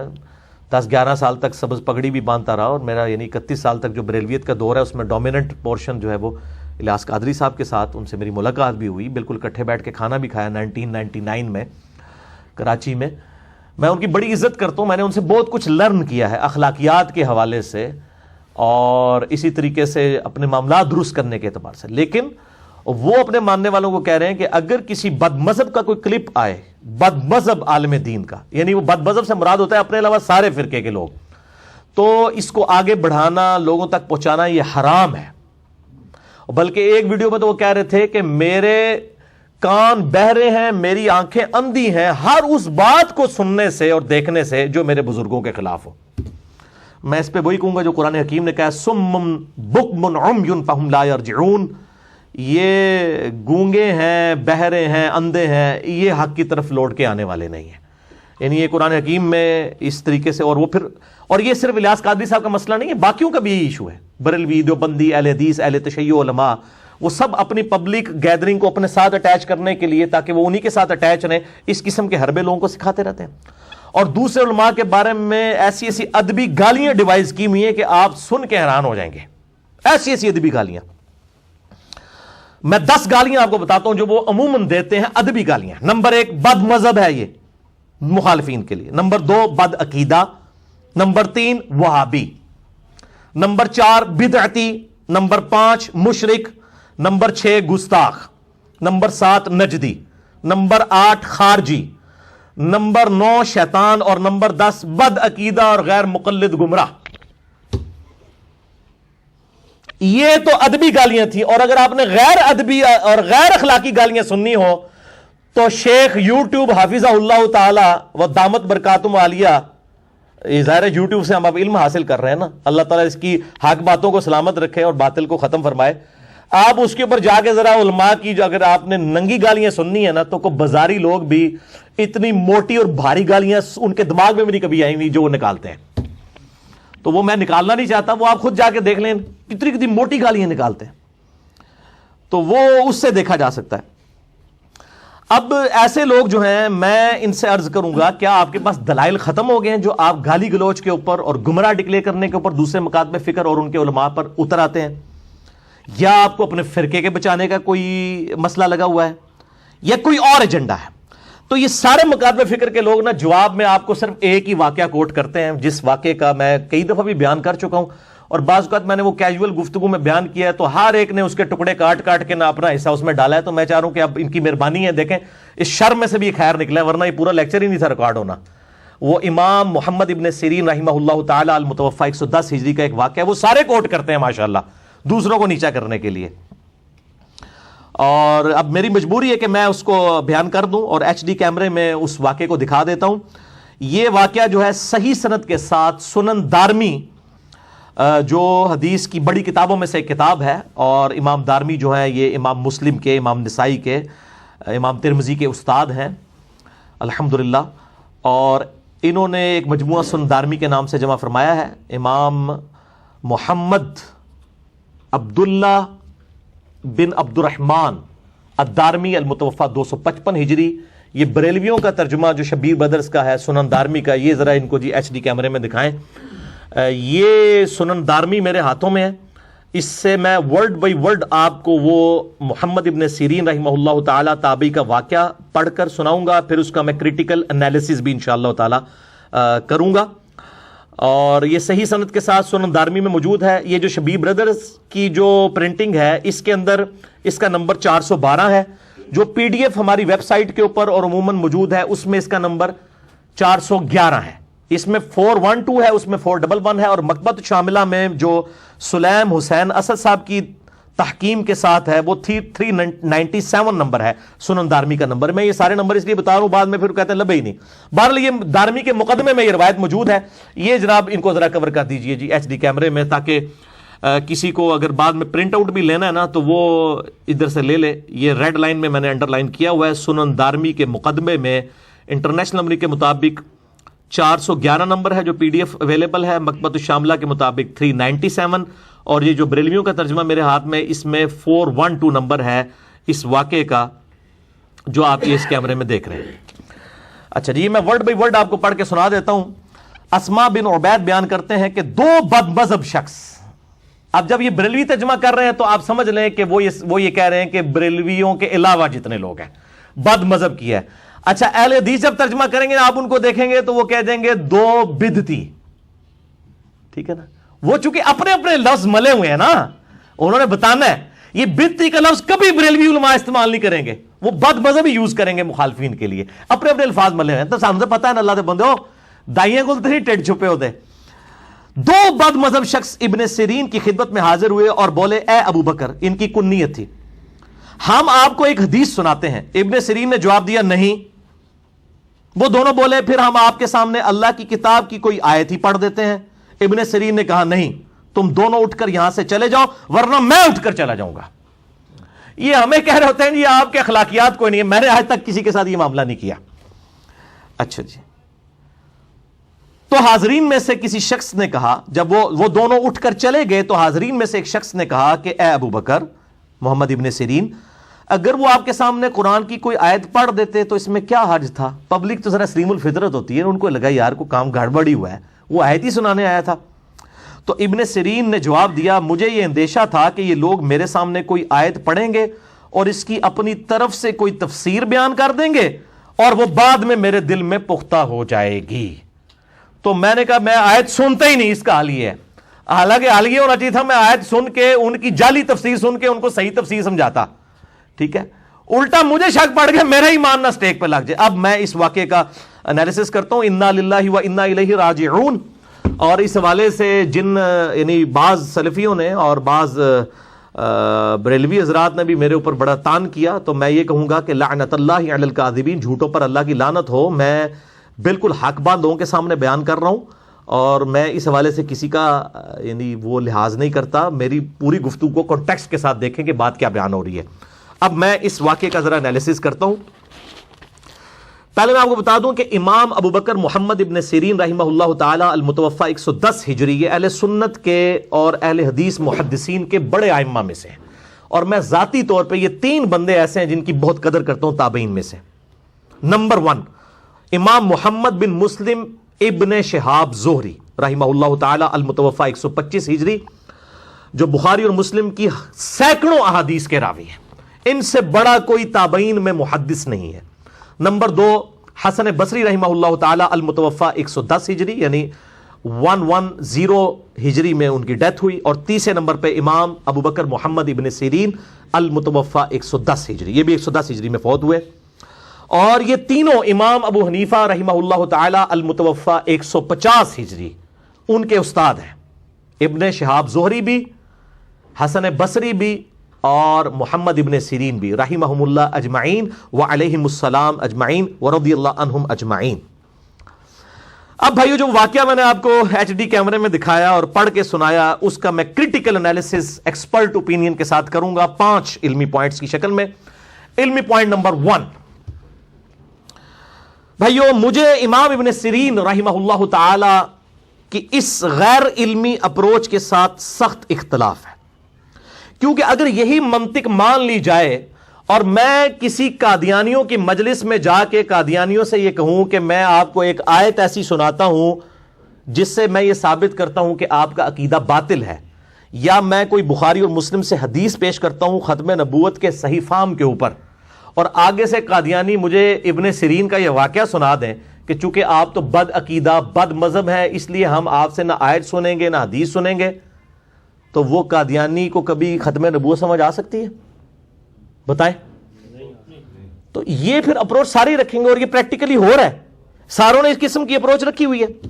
یا وہ کہنا شروع کر دے کہ جی دیکھیں جی آپ کی اگر ہم نے بیان کردہ کوئی آیت یا حدیث کی ایسی تفسیر سن لی اور ہمارے دل میں غلام احمد قادیانی صاحب کے لیے کوئی غلط بات آ گئی تو کہیں ہمارا ایمان ہی نہ خطرے میں پڑ جائے. وہ تو یہی سمجھ رہے ہوں گے نا. تو جب آپ لوگوں سے یہ ایکسپیکٹ کر رہے ہیں کہ لوگ آپ کی بات سنیں, پھر آپ لوگوں کو بھی یہ اجازت دیں اپنے ماننے والوں کو کہ وہ لوگوں کی بات بھی سنیں دلائل کے ساتھ. کبوتر کی طرح آنکھیں نہ بند کریں, ورنہ تو ہدایت کا دروازہ بند ہو جائے گا. اور یہ سیم سچویشن آج کل بھی ہے. یہ تقریباً 5-6 سال پہلے کی بات ہے. ایک بہت بڑے ڈاکٹر صاحب میرے پاس آئے اور میں نے ان کو کہا کہ بھئی صحیح بخاری اور صحیح مسلم میں نماز کا طریقہ رکوع میں جاتے وقت اور رکوع سے اٹھتے وقت رفع الیدین کے ساتھ لکھا ہوا ہے, تو آپ سنت کے مطابق نماز پڑھیں. ایک طرف آپ سنی ہونے کا دعویٰ کر رہے ہیں, ہم بھی سنی ہونے کا دعویٰ کرتے ہیں منہج کے اعتبار سے, فرقے کے اعتبار سے نہیں. ہم مسلم ہی ہیں, اسی پہ ہی ہمیں فخر محسوس کرنا چاہیے.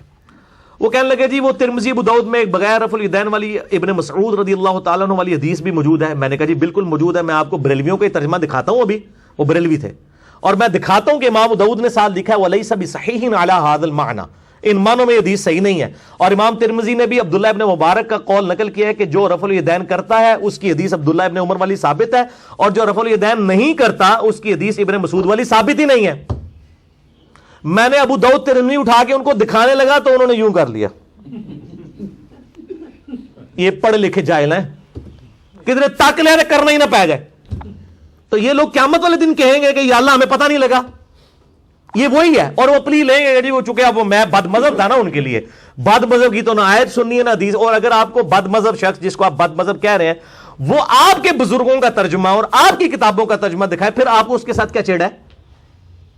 اس سے زیادہ کچھ نہیں کیا جا سکتا. حق گھوٹ کے تو نہیں آپ کو ہم پلا سکتے, بات بتا ہی سکتے ہیں. بہرحال وہی الیاس قادسی والی بات کہ میری آنکھیں جو ہیں وہ اندھی ہیں, میرے کان بہرے ہیں ہر اس بات کو سننے سے جو ہمارے بزرگوں کے خلاف ہے. صم بکم عمی فہم لا یرجعون, انا للہ و انا الیہ راجعون.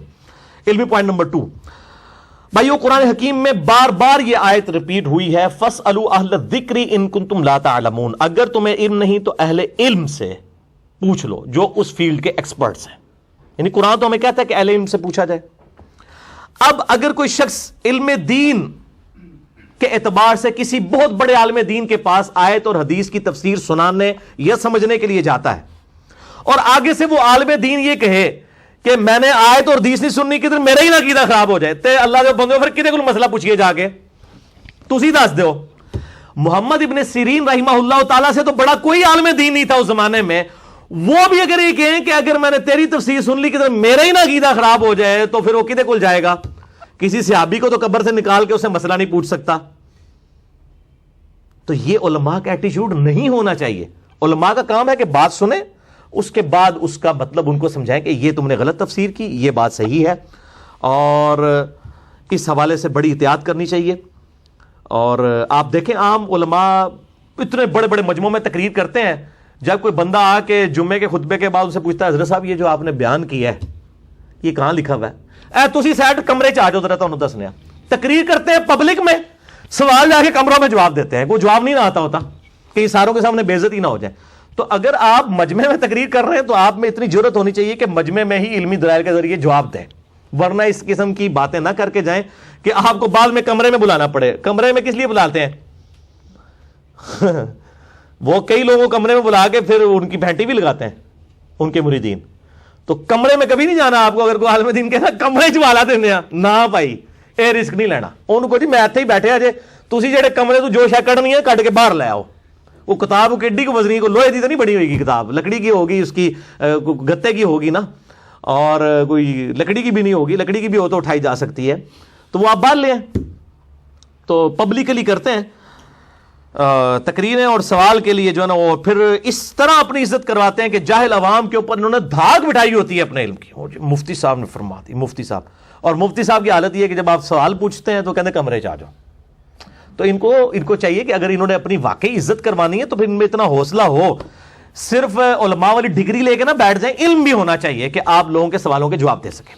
علمی پوائنٹ نمبر 3, بعض علماء نے امام ابن سیرین رحمہ اللہ کے اس ایٹیچیوڈ کے دفاع میں لکھا اور تقریریں کی کہ جی ان کا یہ ایٹیچیوڈ تو اہل بدعت کے لیے تھا. جو بدعتی ہیں نا, بد مذہب لوگ, یہ ان کے بارے میں ان کا ایٹیچیوڈ ہے. اگر کوئی صحیح بندہ مسئلہ پوچھنا ہے تو دسنا چاہیے, یہ اہل بدعت کے لیے ایٹیچیوڈ ہے. اچھا, اور اہل حق کے ساتھ ایسا نہیں کرنا چاہیے, ہم آپ کے ساتھ ہیں. تو میں اس کے جواب میں ان سے عرض کرتا ہوں کہ میرے بھائیوں, یہ اہل بدعت اور اہل حق کا فیصلہ کون کرے گا؟ اس کے لیے میں مشورہ دوں گا کہ بریلوی, دیوبندی, اہل حدیث, اہل تشیع, جو بڑے بڑے 4 گروہ ہیں, یا ان کے بھی جتنے آف شوٹس ہیں, حنفی, شافعی, مالکی, حنبلی, یا اثنا عشری ہوں, زیدیاں ہوں, یہ سب کے سب لوگ ایک APC بلا لیں, آل پارٹیز کانفرنس, جس میں یہ ڈکلیئر کریں کہ یہ اہل حق ہے, باقی سب اہل بدعت ہیں, تاکہ ہمیں پتہ چلے کہ ہم پھر مسئلہ جو ہے وہ اہل حق سے جا کے پوچھ لیں. تو آپ کیا خیال ہے کہ یہ جب APC ہوگی تو کوئی اہل حق یا اہل بدعت ڈکلیئر ہوگا؟ صرف اس APC کی کوریج جو ہے نا لائیو پبلک کو دکھا دی جائے کہ اس کانفرنس کے اندر کیا ہو رہا ہے, تو ادبی گالیوں کی بھرمار ہوگی. جو میں نے آپ کو پہلے 10 گالیاں ان کی گنوائی ہیں, خارجی, نجدی, وہابی, گستاخ, بد مذہب, بد عقیدہ, بدعتی, گمراہ, یہ ساری یہ وہاں پہ ادبی گالیاں ہوں گی. ادبی گالیاں, غیر ادبی گالیاں تے انیاں موٹیاں نے, اللہ دے بندے اسی تے کڈ ہی نہیں سکتے. وہ جیسے یوٹیوب وچ لکھو کہ جی ہمیں بتائیں کہ گالی گلوچ کس قسم کی ہوتی ہے, تو وہ ٹاپ آف دا لسٹ آپ کو گالیاں پتہ چل جائیں گی. وہ آپ یوٹیوب, حافظہ اللہ تعالی و دامت برکاتہم عالیہ, جو حق بات شیخ یوٹیوب کے ذریعے پھیل رہی ہے, اللہ تعالیٰ اس کو سلامت رکھے اور جو باطل چیزیں اس میں سے ختم فرمائے, تو ان سے آپ رابطہ کریں, وہ آپ کو بتا دیں گے. علمی پوائنٹ نمبر 4, امام محمد ابن سیرین رحمہ اللہ تعالی کے اس ایٹیچیوڈ پر بعض علماء کا خیال ہے کہ یہ جو قرآن میں آیا تھا نا, وَإِذَا خَاطَبَهُمُ الْجَاهِلُونَ قَالُوا سَلَامًا, جب جاہلوں سے تمہارا واسطہ پڑے تو ان سے متارکت کرو. اس کے تحت جو ہے نا وہ پھر خام مغالط کرتے ہیں کہ ابن سیرین نے وہ جاہلوں سے کیا ہے, ورنہ اگر کوئی بات پوچھنے آتا تو وہ ضرور بتا دیتے. حالانکہ یہ بات تو ابن سیرین رحمہ اللہ تعالیٰ کے دل کے کسی کونے میں بھی نہیں تھی. انہوں نے اسی واقعے میں خود بتا دیا ہے کہ میں نے جاہلوں سے متارکت نہیں کی ہے، بلکہ انہوں نے کہا کہ وہ تو اتنے بڑے کوئی علماء آئے ہوئے تھے کہ انہوں نے کہا کہ انہوں نے اگر کوئی آیت بیان کی، کوئی حدیث بیان کی اور ایسی تفسیر بیان کر دی، میرا ہی نہ عقیدہ کہیں خراب ہو جائے، میرے دل میں ہی نہ ان کی بات بیٹھ جائے۔ اگر جاہل ہوتے تو وہ اپنے پبلک کو کیا کہتے کہ یہ جاہل لوگ تھے اس لیے میں نے ان کو ٹال دیا۔ انہوں تو اپنی پبلک کو یہ بتایا کہ یہ کوئی اتنے بڑے علامے تھے جو میرے پاس آئے تھے کہ ان کی بات کہیں میرے پر نہ اثر کر جائے تو تو ویسے ہی بیڑا غرق ہو جانا سی۔ وہ تو یہ بتا رہے ہیں، تو اپنی طرف سے وکالت کرنا یہ بہت بڑی زیادتی والی بات ہے، اور جب وہ بات انہوں نے خود نہیں کی ہے تو معذرت کے ساتھ آج کے اس ماڈرن دور میں جو سوشل میڈیا کا دور ہے، آج 31 دسمبر 2017 ہے، کل انشاءاللہ تعالی نیو ایئر 2018 شروع ہونے والا ہے، اس فرسودہ اپروچ کے ساتھ آپ دین کا کام نہیں کر سکتے ورنہ ٹھپ ہو جائے گا۔ پڑھے لکھے لوگ علماء دین سے پہلے ہی متنفر تھے، اب اس قسم کے ایٹیچیوڈ کی وجہ سے وہ کہیں دین سے ہی متنفر نہ ہو جائے۔ اور بعض لوگوں نے یہ بھی سروے کروایا ہے، وہ اگلے دن میں وہ شاہ زیب کا پروگرام بڑے شوق سے دیکھتا ہوں جیو کے اوپر، تو انہوں نے بتایا کہ جی پاکستانی عوام کا سروے کروایا گیا ہے، تو پاکستانی علماء جو ہیں وہ پاکستان کی عوام فوج کے بعد سب سے زیادہ علماء کے اوپر رلائی کرتی ہے۔ تو میرے بھائی ذرا پاکستانی عوام کو یہ بھی بتائیں کہ ہمارا لٹریسی ریٹ کیا ہے۔ ہمارا جو لٹریسی ریٹ میں ہم ان لوگوں کو بھی گنتے ہیں جو صرف اپنا نام لکھ سکتے ہیں، اردو نہیں نام، وہ بھی 50% سے کم ہے۔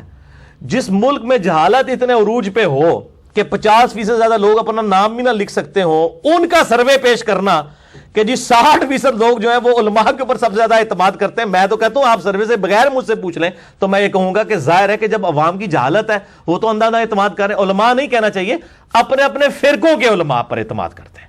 ویسے بڑے سیانے جے نا علماء پہ اعتماد کا حال یہ ہے کہ اگر آپ کسی بریلوی مکتب فکر کے عالم دین سے پوچھیں نا کہ طارق جمیل صاحب کے بارے میں آپ کا کیا خیال ہے، تو وہ اگر اپنا نام بھی نہیں لکھ سکتا ہوگا نا، یہ ضرور کہہ دے گا وہ تو ہی گمراہ ہے، ان کو پتہ ہی نہیں۔ اور اگر کوئی دیوبندی ہوگا اور وہ اپنا نام بھی نہ لکھ سکتا ہو، اس سے ڈاکٹر طاہر القادری صاحب کے بارے میں پوچھ لیں، اس کو گمراہ ڈکلیئر کرے گا۔ علماء پہ کوئی اعتماد نہیں ہے، اپنے فرقوں کے علماء پر اعتبار ہے۔ ٹھیک ہے جی، تو یہ بالکل اس کو سمجھ لیں۔ تو بہرحال اس میں ہمیں غیر علمی اپروچ کی بجائے علم کی دعوت بلند کرنی چاہیے، بارش کا پہلا قطرہ بنے، جسٹ لائک امام مسلم رحمہ اللہ تعالی۔ امام مسلم نے اس دور کے اندر اعلان حق بلند کیا جب کچھ سوچ بھی نہیں سکتا تھا، اس دور کے اندر، کہ انہوں نے کہا یہ جو آپ ضعیف حدیثیں صحیح الاسناد حدیث اپنی کتابوں میں لکھ رہے ہیں، خدا کے واسطے آنے والے لوگوں کے لیے مصیبت بن جائے گی۔ اس ٹائم تو وہ زمانے میں جو لکھ رہے تھے وہ آج کے علماء تو نہیں تھے، ان کے زمانے کے لوگ ہی تھے جنہوں نے ہزاروں حدیثیں لکھی، ان کو امام مسلم نے جاہل ڈکلیئر کیا ہے، جنہوں نے اتنی زیادہ حدیثیں ضعیف جمع کی ہیں۔ اس لیے امام مسلم نے مقدمے میں لکھا کہ میں صحیح حدیثیں جمع کروا رہا ہوں، کر رہا ہوں تاکہ امت کے لیے آسانی ہو جائے۔ یہ صحیح مسلم شریف بریلویوں کا ترجمہ ہی دکھائیں جی، شبیر بدرس کا ہی، جن کا سنن دارمی دکھائی تھی۔ صحیح مسلم کا مقدمہ جو صحیح مسلم کا حصہ ہے، صحیح مسلم کے شروع ہی میں موجود ہے۔ امام مسلم کس طرح بارش کا پہلا قطرہ بنے ہیں وہ آپ دیکھیں، آپ حیران ہو جائیں گے اس بندے کی جرأت کو سلام۔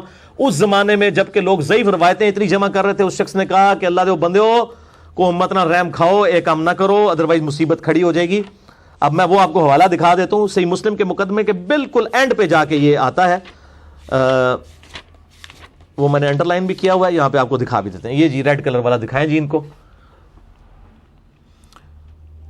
امام مسلم رحمہ اللہ تعالی نے کہا کہ حدیثیں جو ہیں ان سے یا تو دین کا کوئی حلال و حرام کا مسئلہ اخذ کیا جاتا ہے، یا امر اور نواہی کا مسئلہ یعنی حکم دینا اور روکنا، اور یا نیک اعمال کی ترغیب دلانا اور برے اعمال سے روکنا۔ یہ تینوں کیٹیگریز انہوں نے بتائیں۔ احکام اور امر بالمعروف و نہی عن المنکر اور الترغیب و ترہیب، وہ کہتے ہیں خدا کے لیے یہ کام نہ کریں ادروائز یہ روایتیں ہمارے گلے فٹ ہو جائیں گی۔ آپ ذرا الفاظ سنیں، اور وہ اینڈ پہ کیا کہتے ہیں کہ وہ علماء جاہل ہیں جو ضعیف روایات اپنی کتابوں میں جمع کر رہے ہیں۔ یہ انہوں نے اپنے زمانے کے علماء کو کہا، میں اگر اس میں نام لے دیا نا کسی بڑے محدث کا تو لوگ میرے پیچھے پڑ جائیں گے۔ ان کے زمانے میں زیادہ کنہوں نے ضعیف روایتیں جمع کی ہیں؟ وہ بڑے بڑے محدثین ہیں، ہزاروں کی تعداد میں، اور آدھی سے زیادہ ضعیف ہی ہیں سوائے بخاری مسلم کو چھوڑ کے۔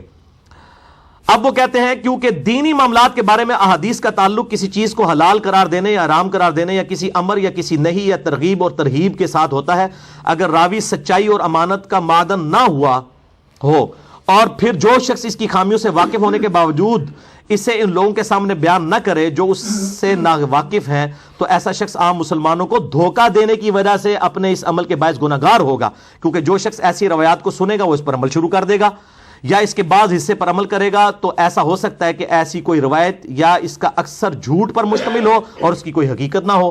باوجود یہ کہ مستند راویوں کے حوالے سے منقول صحیح حدیث اتنی زیادہ موجود ہیں، کسی غیر مستند راوی کی روایت کی ضرورت ہی باقی نہیں رہتی۔ وہ کہتے ہیں صحیح حدیثیں تھوڑی ہیں کہ آپ نے ضعیف جمع کرنی ہے، ہم کہتے ہیں نہیں ضعیف روایتیں، نہیں ضعیف روایتیں، اور روایت تو ہے نا، ڈگری تو ڈگری ہوتی ہے چاہے اصلی ہو یا جعلی، حدیث تو حدیث ہی ہوتی ہے نعوذ باللہ اصلی ہو یا جعلی۔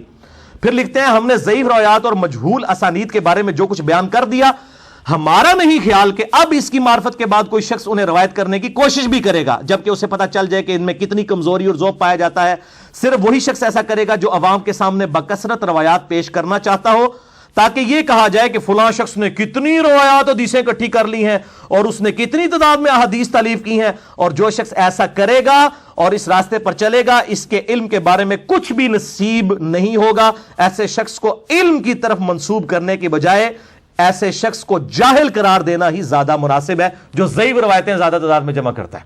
آج دے اکثر علماء امام مسلم کے نزدیک اور ان کے زمانے کے بھی بڑے بڑے محدثین جاہل کہلوانے کے حقدار ہیں۔ میں بغیر نام کے کہہ رہا ہوں، اہل علم کو پتہ چل جائے گا کس طرف اشارہ ہے جو ضعیف روایتیں جمع کرتے رہے ہیں۔ اور آج وہ کہتے ہیں جی ہماری حدیثیں بھی تو ہے نا، اے دیکھ لو۔ تو امام مسلم نے اس زمانے میں علم بلند کیا، الحمدللہ میں بھی یہ کہتا ہوں ہم نے بھی اس زمانے کے اندر یہ علم بلند کیا ہے۔ چاہے دنیا جو بھی کہہ رہی ہے، آپ اپنی سچائی لوگوں تک پہنچائیں، انشاءاللہ لوگ قبول کریں گے انشاءاللہ تعالی۔ یہ تو 4 پوائنٹ میں ابن سیرین رحمہ اللہ تعالیٰ کے واقعے کا میں نے پورا کریٹیکل انالیسس کیا۔ اب آخری 5 نمبر پوائنٹ ہے۔ اب چونکہ میں نے امام ابن سیرین رحمہ اللہ تعالیٰ کے ساتھ علمی اختلاف کیا ہے، تو علماء کی توپوں کا رخ میری طرف ہو جائے گا۔ تو میں چاہتا ہوں کہ یہ توپیں پہلے ہی جو ہے نا وہ ان کے آگے سے جو وہ حصے نکلے وہ موڑ کے ان کی طرف ہی کر دوں علمی طور پہ۔ اور بعض علماء تو کہتے ہیں جناب یہ انجینئر صاحب جو باتیں کرتے ہیں اس سے تو سارے بزرگ ہی ختم ہو جائیں گے۔ بزرگ نہیں ختم ہوگے انشاءاللہ۔ امام بخاری امام مسلم زندہ ہیں، ان کو بزرگی منوانے کے لیے کسی کی ضرورت نہیں ہے۔ ہاں آپ کے فرقوں کے آپ کے بنائے ہوئے بزرگ ختم ہو جائیں ان کی آپ ٹینشن لیں، اسلام کے بزرگ ماشاءاللہ زندہ ہیں، ان کی سارے عزت کرتے ہیں، کتابیں انہی کی تو سامنے رکھی ہوئی ہیں ہم نے، ان کو کوئی خطرہ نہیں ہے، ان کی بزرگی کو کوئی خطرہ نہیں ہے الحمدللہ۔ اور دوسری طرف ان کا حال یہ ہے کہ میں ان کو اکثر کہتا ہوں کہ 99 قتل تو تم لوگوں نے بھی کیے ہوئے ہیں، اپنے علاوہ سارے فرقوں کو غلط کہتے ہو نا۔ میں نے ایک مار کے سینچری کر لی تو مجھے کہتے ہیں سارے بزرگوں کہتا ہے۔ کیا کسی بریلوی سے یہ پوچھیں کہ جی طارق جمیل صاحب کے بارے میں، الیاس گھمن صاحب کے بارے میں کیا خیال ہے کہ گمراہ ہے؟ ان کو نہیں نظر آئے گا یہ علماء دین ہے۔ دیوبندی سے پوچھیں کہ جی ذرا بتائیں ڈاکٹر طارق قادری صاحب، الیاس قادری صاحب کہیں گمراہ ہے، چاہے وہ جاہل بھی ہوگا ان کو گمراہ کہہ رہا ہوگا، ٹھیک ہے۔ اہل حدیث سے ان کے بارے میں پوچھیں، ان سے اہل حدیثوں کے بارے میں تو آپ دیکھ لیں، شیعہ کے بارے میں پوچھیں، شیعہ سے ان کے بارے میں، وہ خود زبان کھول کے ایک دوسرے کے بارے میں یہ باتیں کر دیں گے۔ اس وقت نہیں ان کو خیال آئے گا کہ علماء کی عزت کیا ہے۔ تو یہ صرف درس دیتے ہیں، لیکن خود ان کے اخلاقیات جو ہے نا وہ آپ نے سن لیا کہ یہ، اور میری حالت تو یہ ہے میں سب سے اختلاف کر کے سب کو مسلمان سمجھتا ہوں، ان کے پیچھے نمازیں پڑھتا ہوں، یہ سب سے اختلاف کر کے ان کو اسلام سے بھی باہر نکال دیتے ہیں اور دوست کی اور گمراہ ڈکلیئر کرتے ہیں۔ میں الحمدللہ اہل سنت کا ایک آف شوٹ قادیانیت جو انڈیا پاکستان بنگلہ دیش میں پایا جاتا ہے، اور دوسرا اہل تشیع کا آف شوٹ نصیریہ جو شام میں پایا جاتا ہے، جو مولا علی علیہ السلام کے لیے الوہیت کلیم کرتے ہیں۔ میں ان 2 فرقوں کے علاوہ کسی کی تکفیر نہیں کرتا، تمام کو مسلمان سمجھتا ہوں الحمدللہ۔ باقی اس حوالے سے جو اختلافات ہیں وہ 20 سوالات میں نے مسئلہ نمبر 179 میں ریکارڈ کروا دیے ہیں، انجینئر محمد علی مرزا عوام الناس کی عدالت میں، جسے شوق ہو تو وہ ضرور دیکھے۔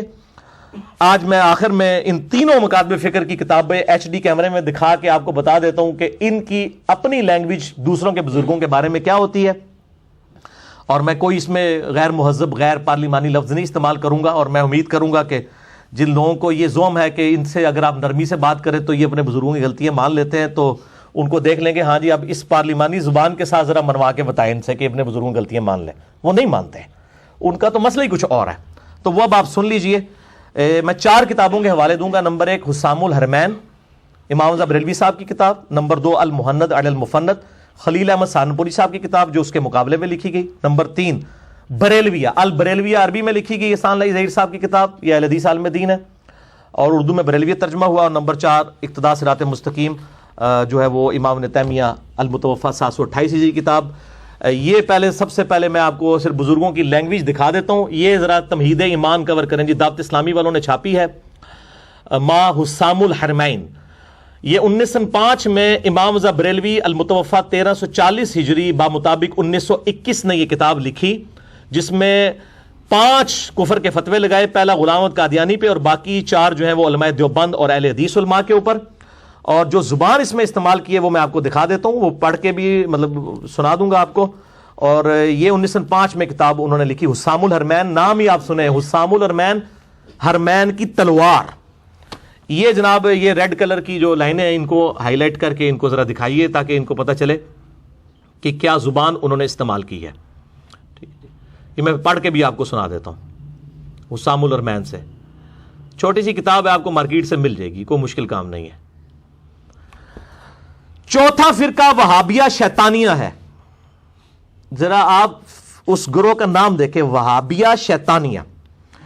اور وہ رافضیوں کے فرقہ شیطانیہ کی طرح ہیں. وہ کہتے ہیں جیسے شیعہ کا فرقہ شیطانیہ ہے نا، وہ شیطان اتاق کے پیروکار ہیں. یعنی وہ کہتے ہیں جو شیعہ رافضی غالی ہیں وہ شیطان اتاق کے پیروکار ہیں، جن کو امام جعفر صادق نے یہ لفظ استعمال کیا تھا جو رافضیوں کے لیے، جو غالی شیعہ ہیں، جو شیخین رضی اللہ عنہما وعلیہم السلام پر تبرہ کرتے ہیں. وہ کہتے ہیں جیسے رافضی جو ہے نا وہ شیخین کے اوپر تبرہ کرتے ہیں، وہ شیطان اتاق کے پیروکار ہیں. اور یہ جو وہابیہ شیطانیہ ہیں یہ شیطان آفاق ابلیس لعین کے پیروکار ہیں. یہ اخلاقیات ہیں، میں آپ کو صرف بتا رہا ہوں، یہ آپ خود دیکھ لیں یہ اخلاقی زبان ہے یا غیر اخلاقی، آپ نے خود فیصلہ کرنا ہے، میں اس پہ کوئی کمنٹس نہیں کروں گا. وہ کہتے ہیں یہ شیطان آفاق یعنی وہ بڑا شیطان جو ہے نا ابلیس، اس کے پیروکار ہیں. کون؟ دیوبند اور اہل حدیث. اور یہ بھی اسی تکذیب خدا کرنے والے گنگوئی کے دم چھلے ہیں. وہ کہتے ہیں رشید احمد گنگوئی کے یہ دم چھلے ہیں کہ اس نے اپنی کتاب براہین قاطع میں تصریح کی ہے. وہ کہتے ہیں ان کی کتاب کے اوپر جو انہوں نے گرفت کی وہ ٹھیک ہے، وہ ہمیں بھی اختلاف ہے، وہ ہم تو کفری عبارتوں پہ میرا مسئلہ 71B ریکارڈڈ موجود ہے. انڈیا اور پاکستان کے بزرگوں کی 19 گستاخانہ عبارات کا تحقیقی جائزہ، اور میرا پمفلٹ بھی ہے اندھا دھند پیروی کا انجام. میں نے خود اسماعیل دہلوی صاحب کی عبارتیں ہوں، علماء دیوبند کی ہوں، بریلوی علماء کی ہوں، عبارتوں کے اوپر میں نے جو ہے وہ ان کے اگینسٹ قرآن و حدیث سے دلائل لکھے ہیں. فتویٰ کسی پہ نہیں لگایا، سب کا نام احترام کے ساتھ لکھا ہے، پبلک خود فیصلہ کرے. آگے یہ 5 کفر کے فتوے لگا کے نا خلاصہ کلام لکھتے ہیں. ذرا یہ بھی دکھا دیں جی ان کو. یہ یعنی اپنی پوری گفتگو کا خلاصہ لکھتے ہیں کہ میں یہ جو کچھ لکھ رہا ہوں اس کے بعد وہ کنکلوڈ کر رہے ہیں کہ میں اپنے مکتب فکر کے علاوہ باقی مکاتب فکر کو کیا سمجھتا ہوں. وہ اب آپ دیکھ لیں کیا سمجھتے ہیں. جو میں نے کہا نا کہ ہماری حوصلہ ہے کہ ہم سب کے پیچھے نمازیں پڑھتے ہیں، کسی کو اسلام سے خارج نہیں کرتے سوائے قادیانیوں کے اور نصیریہ کے. یہ کہتے ہیں خلاصہ کلام یہ ہے کہ یہ جتنے بھی فرقے ہیں سب کے سب کافر اور مرتد ہیں. یعنی احمد بریلوی صاحب لکھا کہ دیوبند اور اہل حدیث کافر بھی ہیں، مرتد ہیں. مرتد کا مطلب ہے اسلام چھوڑ گئے، یہ واجب القتل ہے. مرتد کا مطلب یہ ہے. اور یہ اجماع امت ہے کہ یہ اسلام سے خارج ہیں. وہ اجماع امت سے مراد ان کے اپنے مکتب فکر کا اجماع ہے، یہ آپ دیکھ لیں. اور بے شک بزازیہ اور فتاوی خیریہ اور مجموع الانہر اور در مختار وغیرہ کتابوں میں جو ہے وہ ایسے کافروں کے حق میں فرمایا گیا جو ان کے کفر اور عذاب میں شک کرے وہ خود بھی کافر. یعنی ہم جتنے یہاں بیٹھے ہوئے ہیں سب کے سب کافر، کیونکہ ہم تو کسی کی تکفیر نہیں کرتے. اور شفا شریف میں ہے کہ ہم اسے کافر کہتے ہیں جو ایسے کو کافر نہ کہے جس نے ملت اسلام کے سوا کسی ملت کا اعتقاد کیا یا ان کے بارے میں توقف کرے یا شک لائے. وہ ملت سے باہر نکال دیے جناب.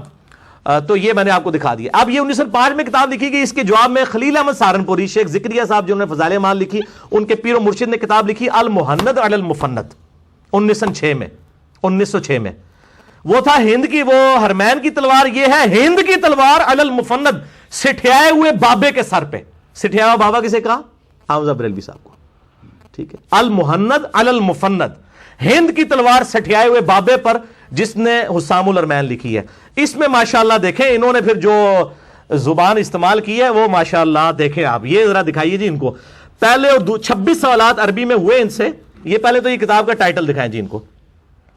یہ آپ کو مارکیٹ سے عام مل جائے گی، المحند علی المفند. یہ ٹیکسٹ بک ہے دیوبند مکتبہ فکر کی. 26 سوالات عربی میں. اس وقت کے صوفی عرب علماء نے ان سے پوچھے کہ بھئی احمد بریلوی صاحب نے تو ہمیں، انہوں نے تو احمد بریلوی صاحب کو مجدد ڈکلیئر کر دیا تھا. یہ 1925 سے پہلے کے بعد ہے، جب اہل حدیثوں کے آنے سے پہلے کی. تو انہوں نے کہا کہ آپ لوگ تو بڑے گمراہ ہوئے، ہمیں تو احمد بریلوی صاحب نے بتایا ہے. تو پھر 26 سوال عربی میں کیے کہ تم تو وہابی ہو. انہوں نے کہا نہیں ایسی کوئی وہابی نہیں، وہابی تو مسلمان ہی نہیں سمجھتے. یہ دکھائیں جی ان کو. یہ ہے، یہ اس کو کور کریں.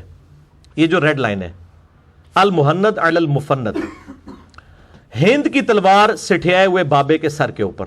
اس میں ذرا آپ لینگویج دیکھ لیجئے گا, پھر آپ کو پتہ چل جائے گا کہ انہوں نے کیا زبان استعمال کی ہے. ٹھیک ہے جی. یہ کہتے ہیں کہ حمزہ بریلوی صاحب نے چونکہ فتوے لگائے تو یہ کہتے ہیں چونکہ ہمارے مشائخ رضی اللہ عنہم, یہ علماء دیوبند کو کہہ رہے ہیں, رضی اللہ عنہم احیاء سنت میں صحیح کرتے اور بدعت کی آگ بجھانے میں مستعد رہتے تھے, اس لیے شیطانی لشکر کو ان پر غصہ آیا.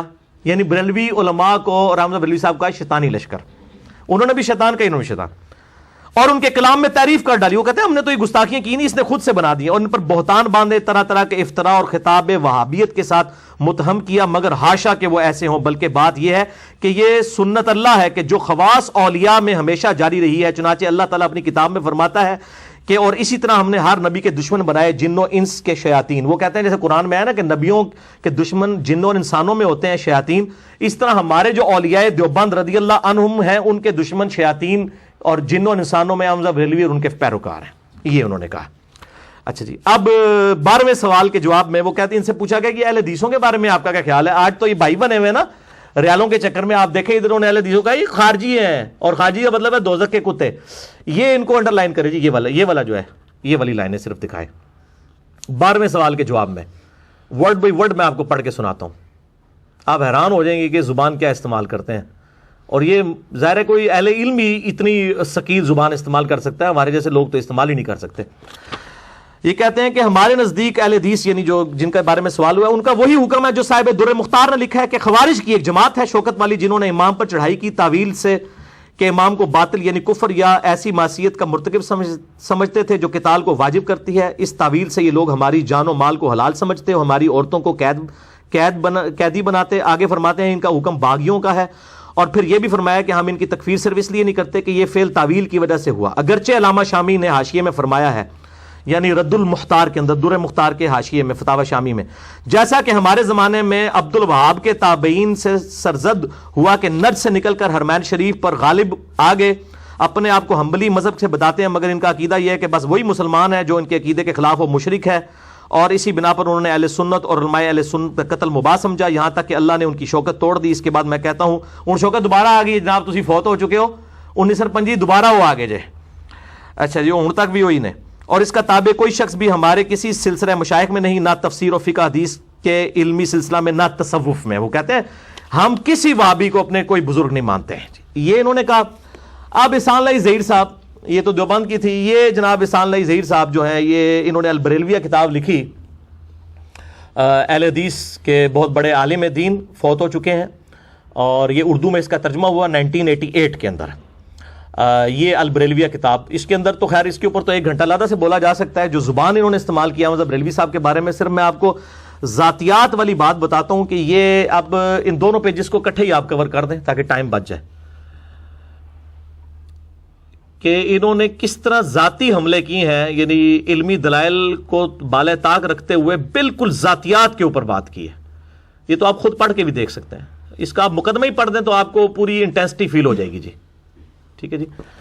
یہ لکھتے ہیں کہ جناب احمد رضا بریلوی کا رنگ نہایت سیاہ تھا, ان کے مخالفین انہیں اکثر چہرے کی سیاہی کا تانا دیا کرتے تھے.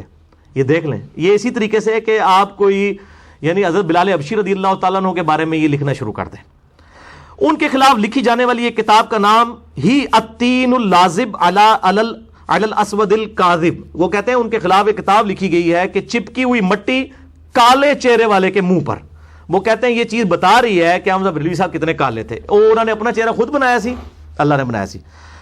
پھر لکھتے ہیں کہ جناب احمد رضا نحیف و نزار تھے, درد گردہ اور دوسری کمزور کر دینے والی بیماریوں میں مبتلا تھے, کمر کی درد کا شکار رہتے تھے.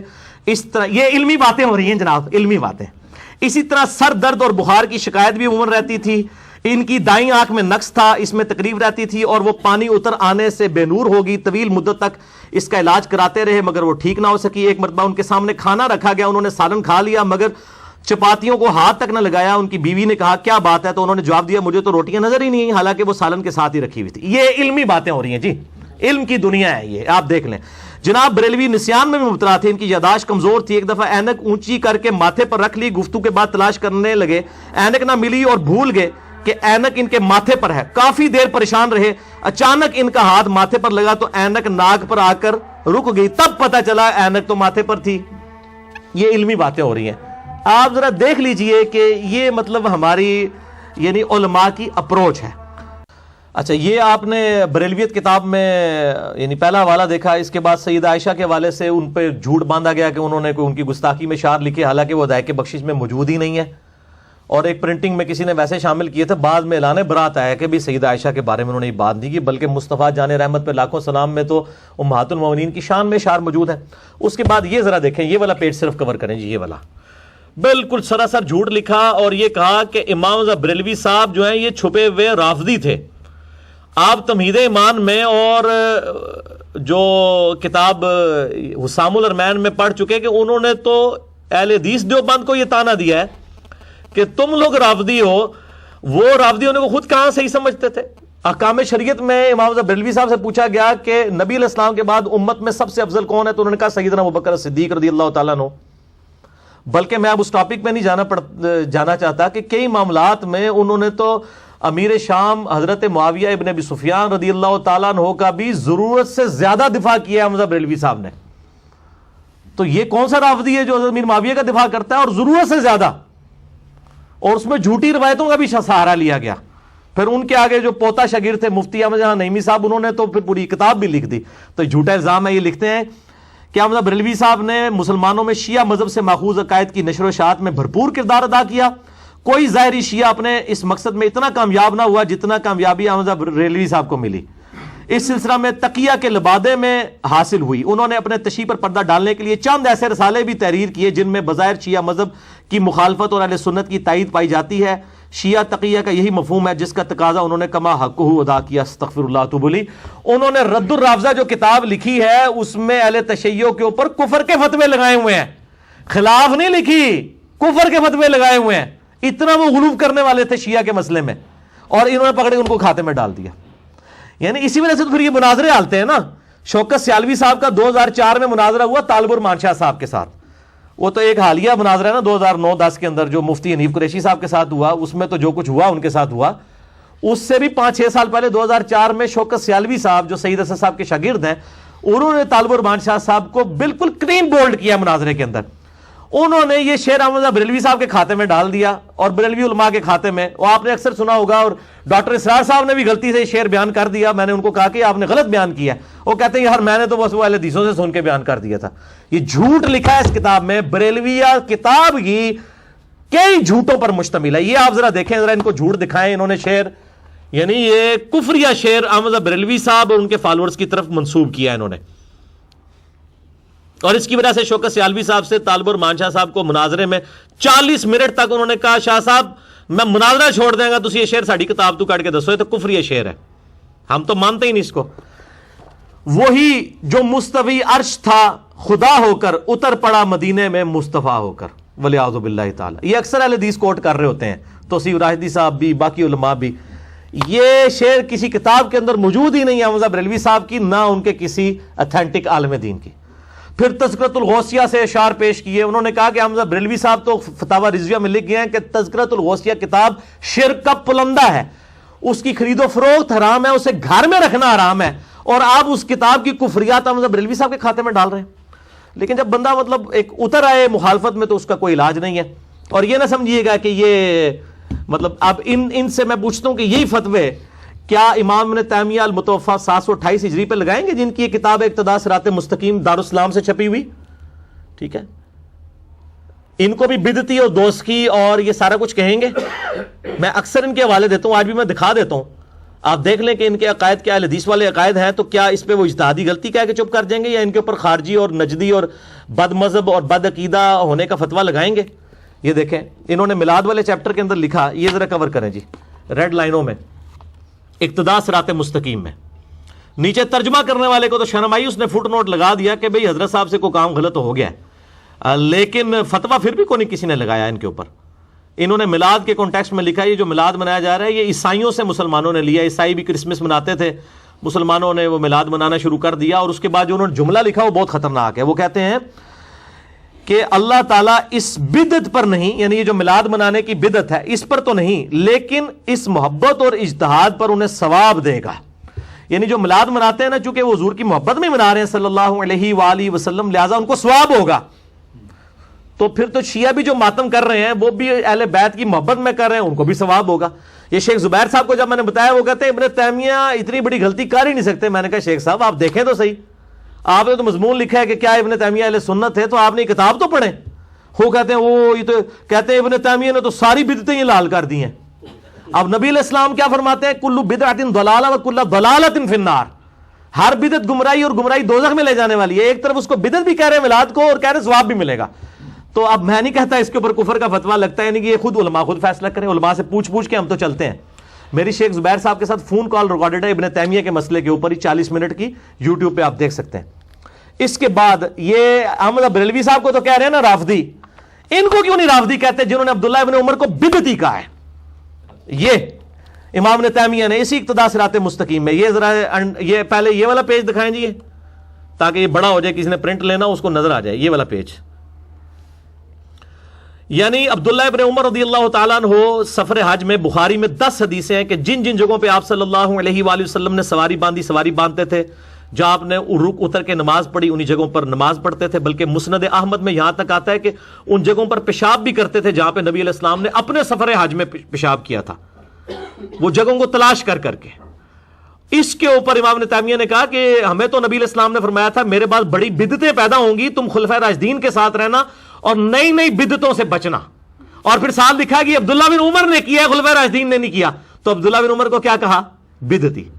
عبداللہ بن عمر کی مخالفت کر کے بھی اہل سنت کے امام ہی رہے، ان کے اوپر رافضیت کا فتویٰ نہیں لگایا، نہ احسان اللہ ظہیر صاحب نے، نہ کوئی آج کا عالم دین. الٹا دفاع کرتے ہیں. کئی علماء نے تو کہا کہ جی ابن تیمیہ نے صحیح گرفت کیا ہے ابن عمر پہ، ابن عمر کی غلطی ہے. ہاں ویڈیوز ریکارڈڈ موجود ہیں، نعوذ باللہ من ذالک. تو کہتے ہیں کہ جن مقامات پر نبی علیہ السلام نے اتفاقیہ نماز پڑھی تھی تو عبداللہ بن عمر کے سوا کسی صحابی سے مروی نہیں ان مقامات کو کسی طرح کی بھی کوئی خصوصیت دی گئی ہو. چنانچہ ابو بکر، عمر، عثمان و علی رضی اللہ عنہم اجمعین اور تمام سابقین اور اولین من المہاجرین والانصار ان راستوں میں سفر کرتے تھے مگر کبھی ان مقامات میں خصوصیت کے ساتھ نماز نہ پڑھتے تھے. اور معلوم ہے کہ اگر یہ بات ان کے نزدیک مستحب یعنی کوئی نیکی کا کام ہوتی تو وہ سب سے پہلے لوگ یہ کرتے، خلفائے راشدین جو اس پر عمل کرتے، کیونکہ وہ سنت نبوی کے زیادہ جاننے والے تھے. وہ کہتے ہیں عبداللہ بن عمر سے زیادہ ان کو دین آتا تھا اور اس پر سب سے زیادہ عمل کرنے والے تھے. نبی صلی اللہ علیہ وسلم نے تو ہمیں فرمایا تھا تم میری سنت اور میرے خلفائے راشدین ہدایت یافتہ کی سنت کو لازم اختیار کرنا اور اسے خوب مضبوطی سے پکڑنا. خبردار دین میں نئے کاموں سے بچنا، ہر نیا کام بدعت ہے، ہر بدعت گمراہی ہے. اور معلوم ہوا کہ خلفائے راشدین نے یہ کام کبھی نہیں کیا، لہٰذا اس فعل میں خلفائے راشدین کی سنت نہیں بلکہ ایک بدعت کی ہی پیروی ہوتی ہے. پتہ اس کا جواب کیا دیتے ہیں؟ وہ کہتے ہیں جی انہوں نے عبداللہ بن عمر کے عمل کو بدعت کہا ہے، عبداللہ بن عمر کو بدعتی نہیں کہا. یہ اپنی پبلک نو ضرور دسیو، ٹھیک ہے. وہ بھی ویسے پبلک آج کل کو گھاس نہیں کھاتی ہے، سارے روٹی کھاتے ہیں ماشاءاللہ، ان کو سمجھ ہے کہ یہ بات کیا لکھی ہوئی ہے. لیکن شیخ زبیر صاحب نے اپنی کال ریکارڈنگ میں کہا کہ بالکل باطل ہے اس کا یہ موقف. عبداللہ بن عمر کا یہ عمل کوئی بدعت نہیں، کسی صحابی نے اسے بدعت نہیں کہا. بلکہ میں نے تو واقعہ معراج والے لیکچر میں اس کی سپورٹ میں 4 کتابوں سے حدیث پیش کی تھی کہ نبی صلی اللہ علیہ وسلم کو بھی بیت اللہ میں نماز پڑھوائی گئی اور اسی طریقے سے آپ صلی اللہ علیہ وسلم کو کوہ طور پر نماز پڑھائی گئی. نبیوں کے مقدس مقامات پر سنن نسائی کے اندر حدیث موجود ہے، دلائل النبوہ کے اندر موجود ہے. آپ معراج والا میرا لیکچر دیکھیں، اس میں نے امام ابن تیمیہ کے اس موقف کی رد کیا تھا کہ عبداللہ بن عمر کا یہ موقف بالکل ٹھیک تھا. اور اس کے حوالے سے وہ ایک جعلی روایت پیش کرتے ہیں کہ صلح حدیبیہ کا درخت اکھڑوا دیا تھا حضرت عمر فاروق رضی اللہ تعالیٰ نے. بالکل جھوٹی روایت ہے، کوئی نہیں تھا اکھڑوایا. وہ تو صرف حدیث میں اتنا آتا ہے کہ اللہ تعالیٰ نے اس حوالے سے گم کر دیا کہ لوگوں کو وہ درخت یاد نہیں رہا.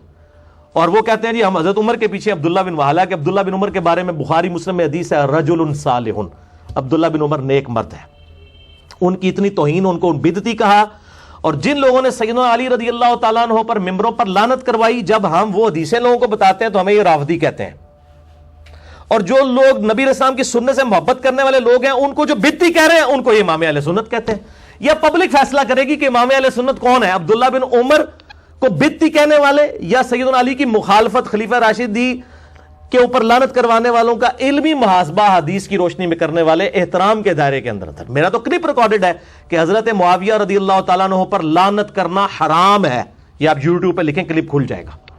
میں تو اس کو رافضیوں کا طریقہ سمجھتا ہوں، میں تو اس کو بدعت سمجھتا ہوں کہ بھئی جو جس چیز کی وجہ سے ہمیں ان سے اختلاف تھا وہی کام کوئی اور کرنا شروع کرتے. ہم تو سیدنا علی کے ساتھ ہیں، خلفائے راشدین کے ساتھ ہیں رضی اللہ عنہم اجمعین وعلیہم السلام اجمعین۔ اللہ تعالیٰ سے دعا ہے جو حق بات میں نے کہی اللہ تعالیٰ ہمارے دلوں میں راسخ فرمائے، اگر جذبات میں میرے منہ سے کوئی غلط بات نکل گئی اللہ تعالیٰ ہمارے دلوں سے ہی معاف کر دے، ہمیں کتاب و سنت کی تعلیمات پر عمل کر کے دوسرے بھائیوں تک پہنچانے کی توفیق عطا فرمائے۔ سبحانک اللہم وبحمدک اشہد ان لا الہ الا انت استغفرک واتوب الیک وما علینا الا البلاغ المبین۔ جزاکم اللہ خیرا۔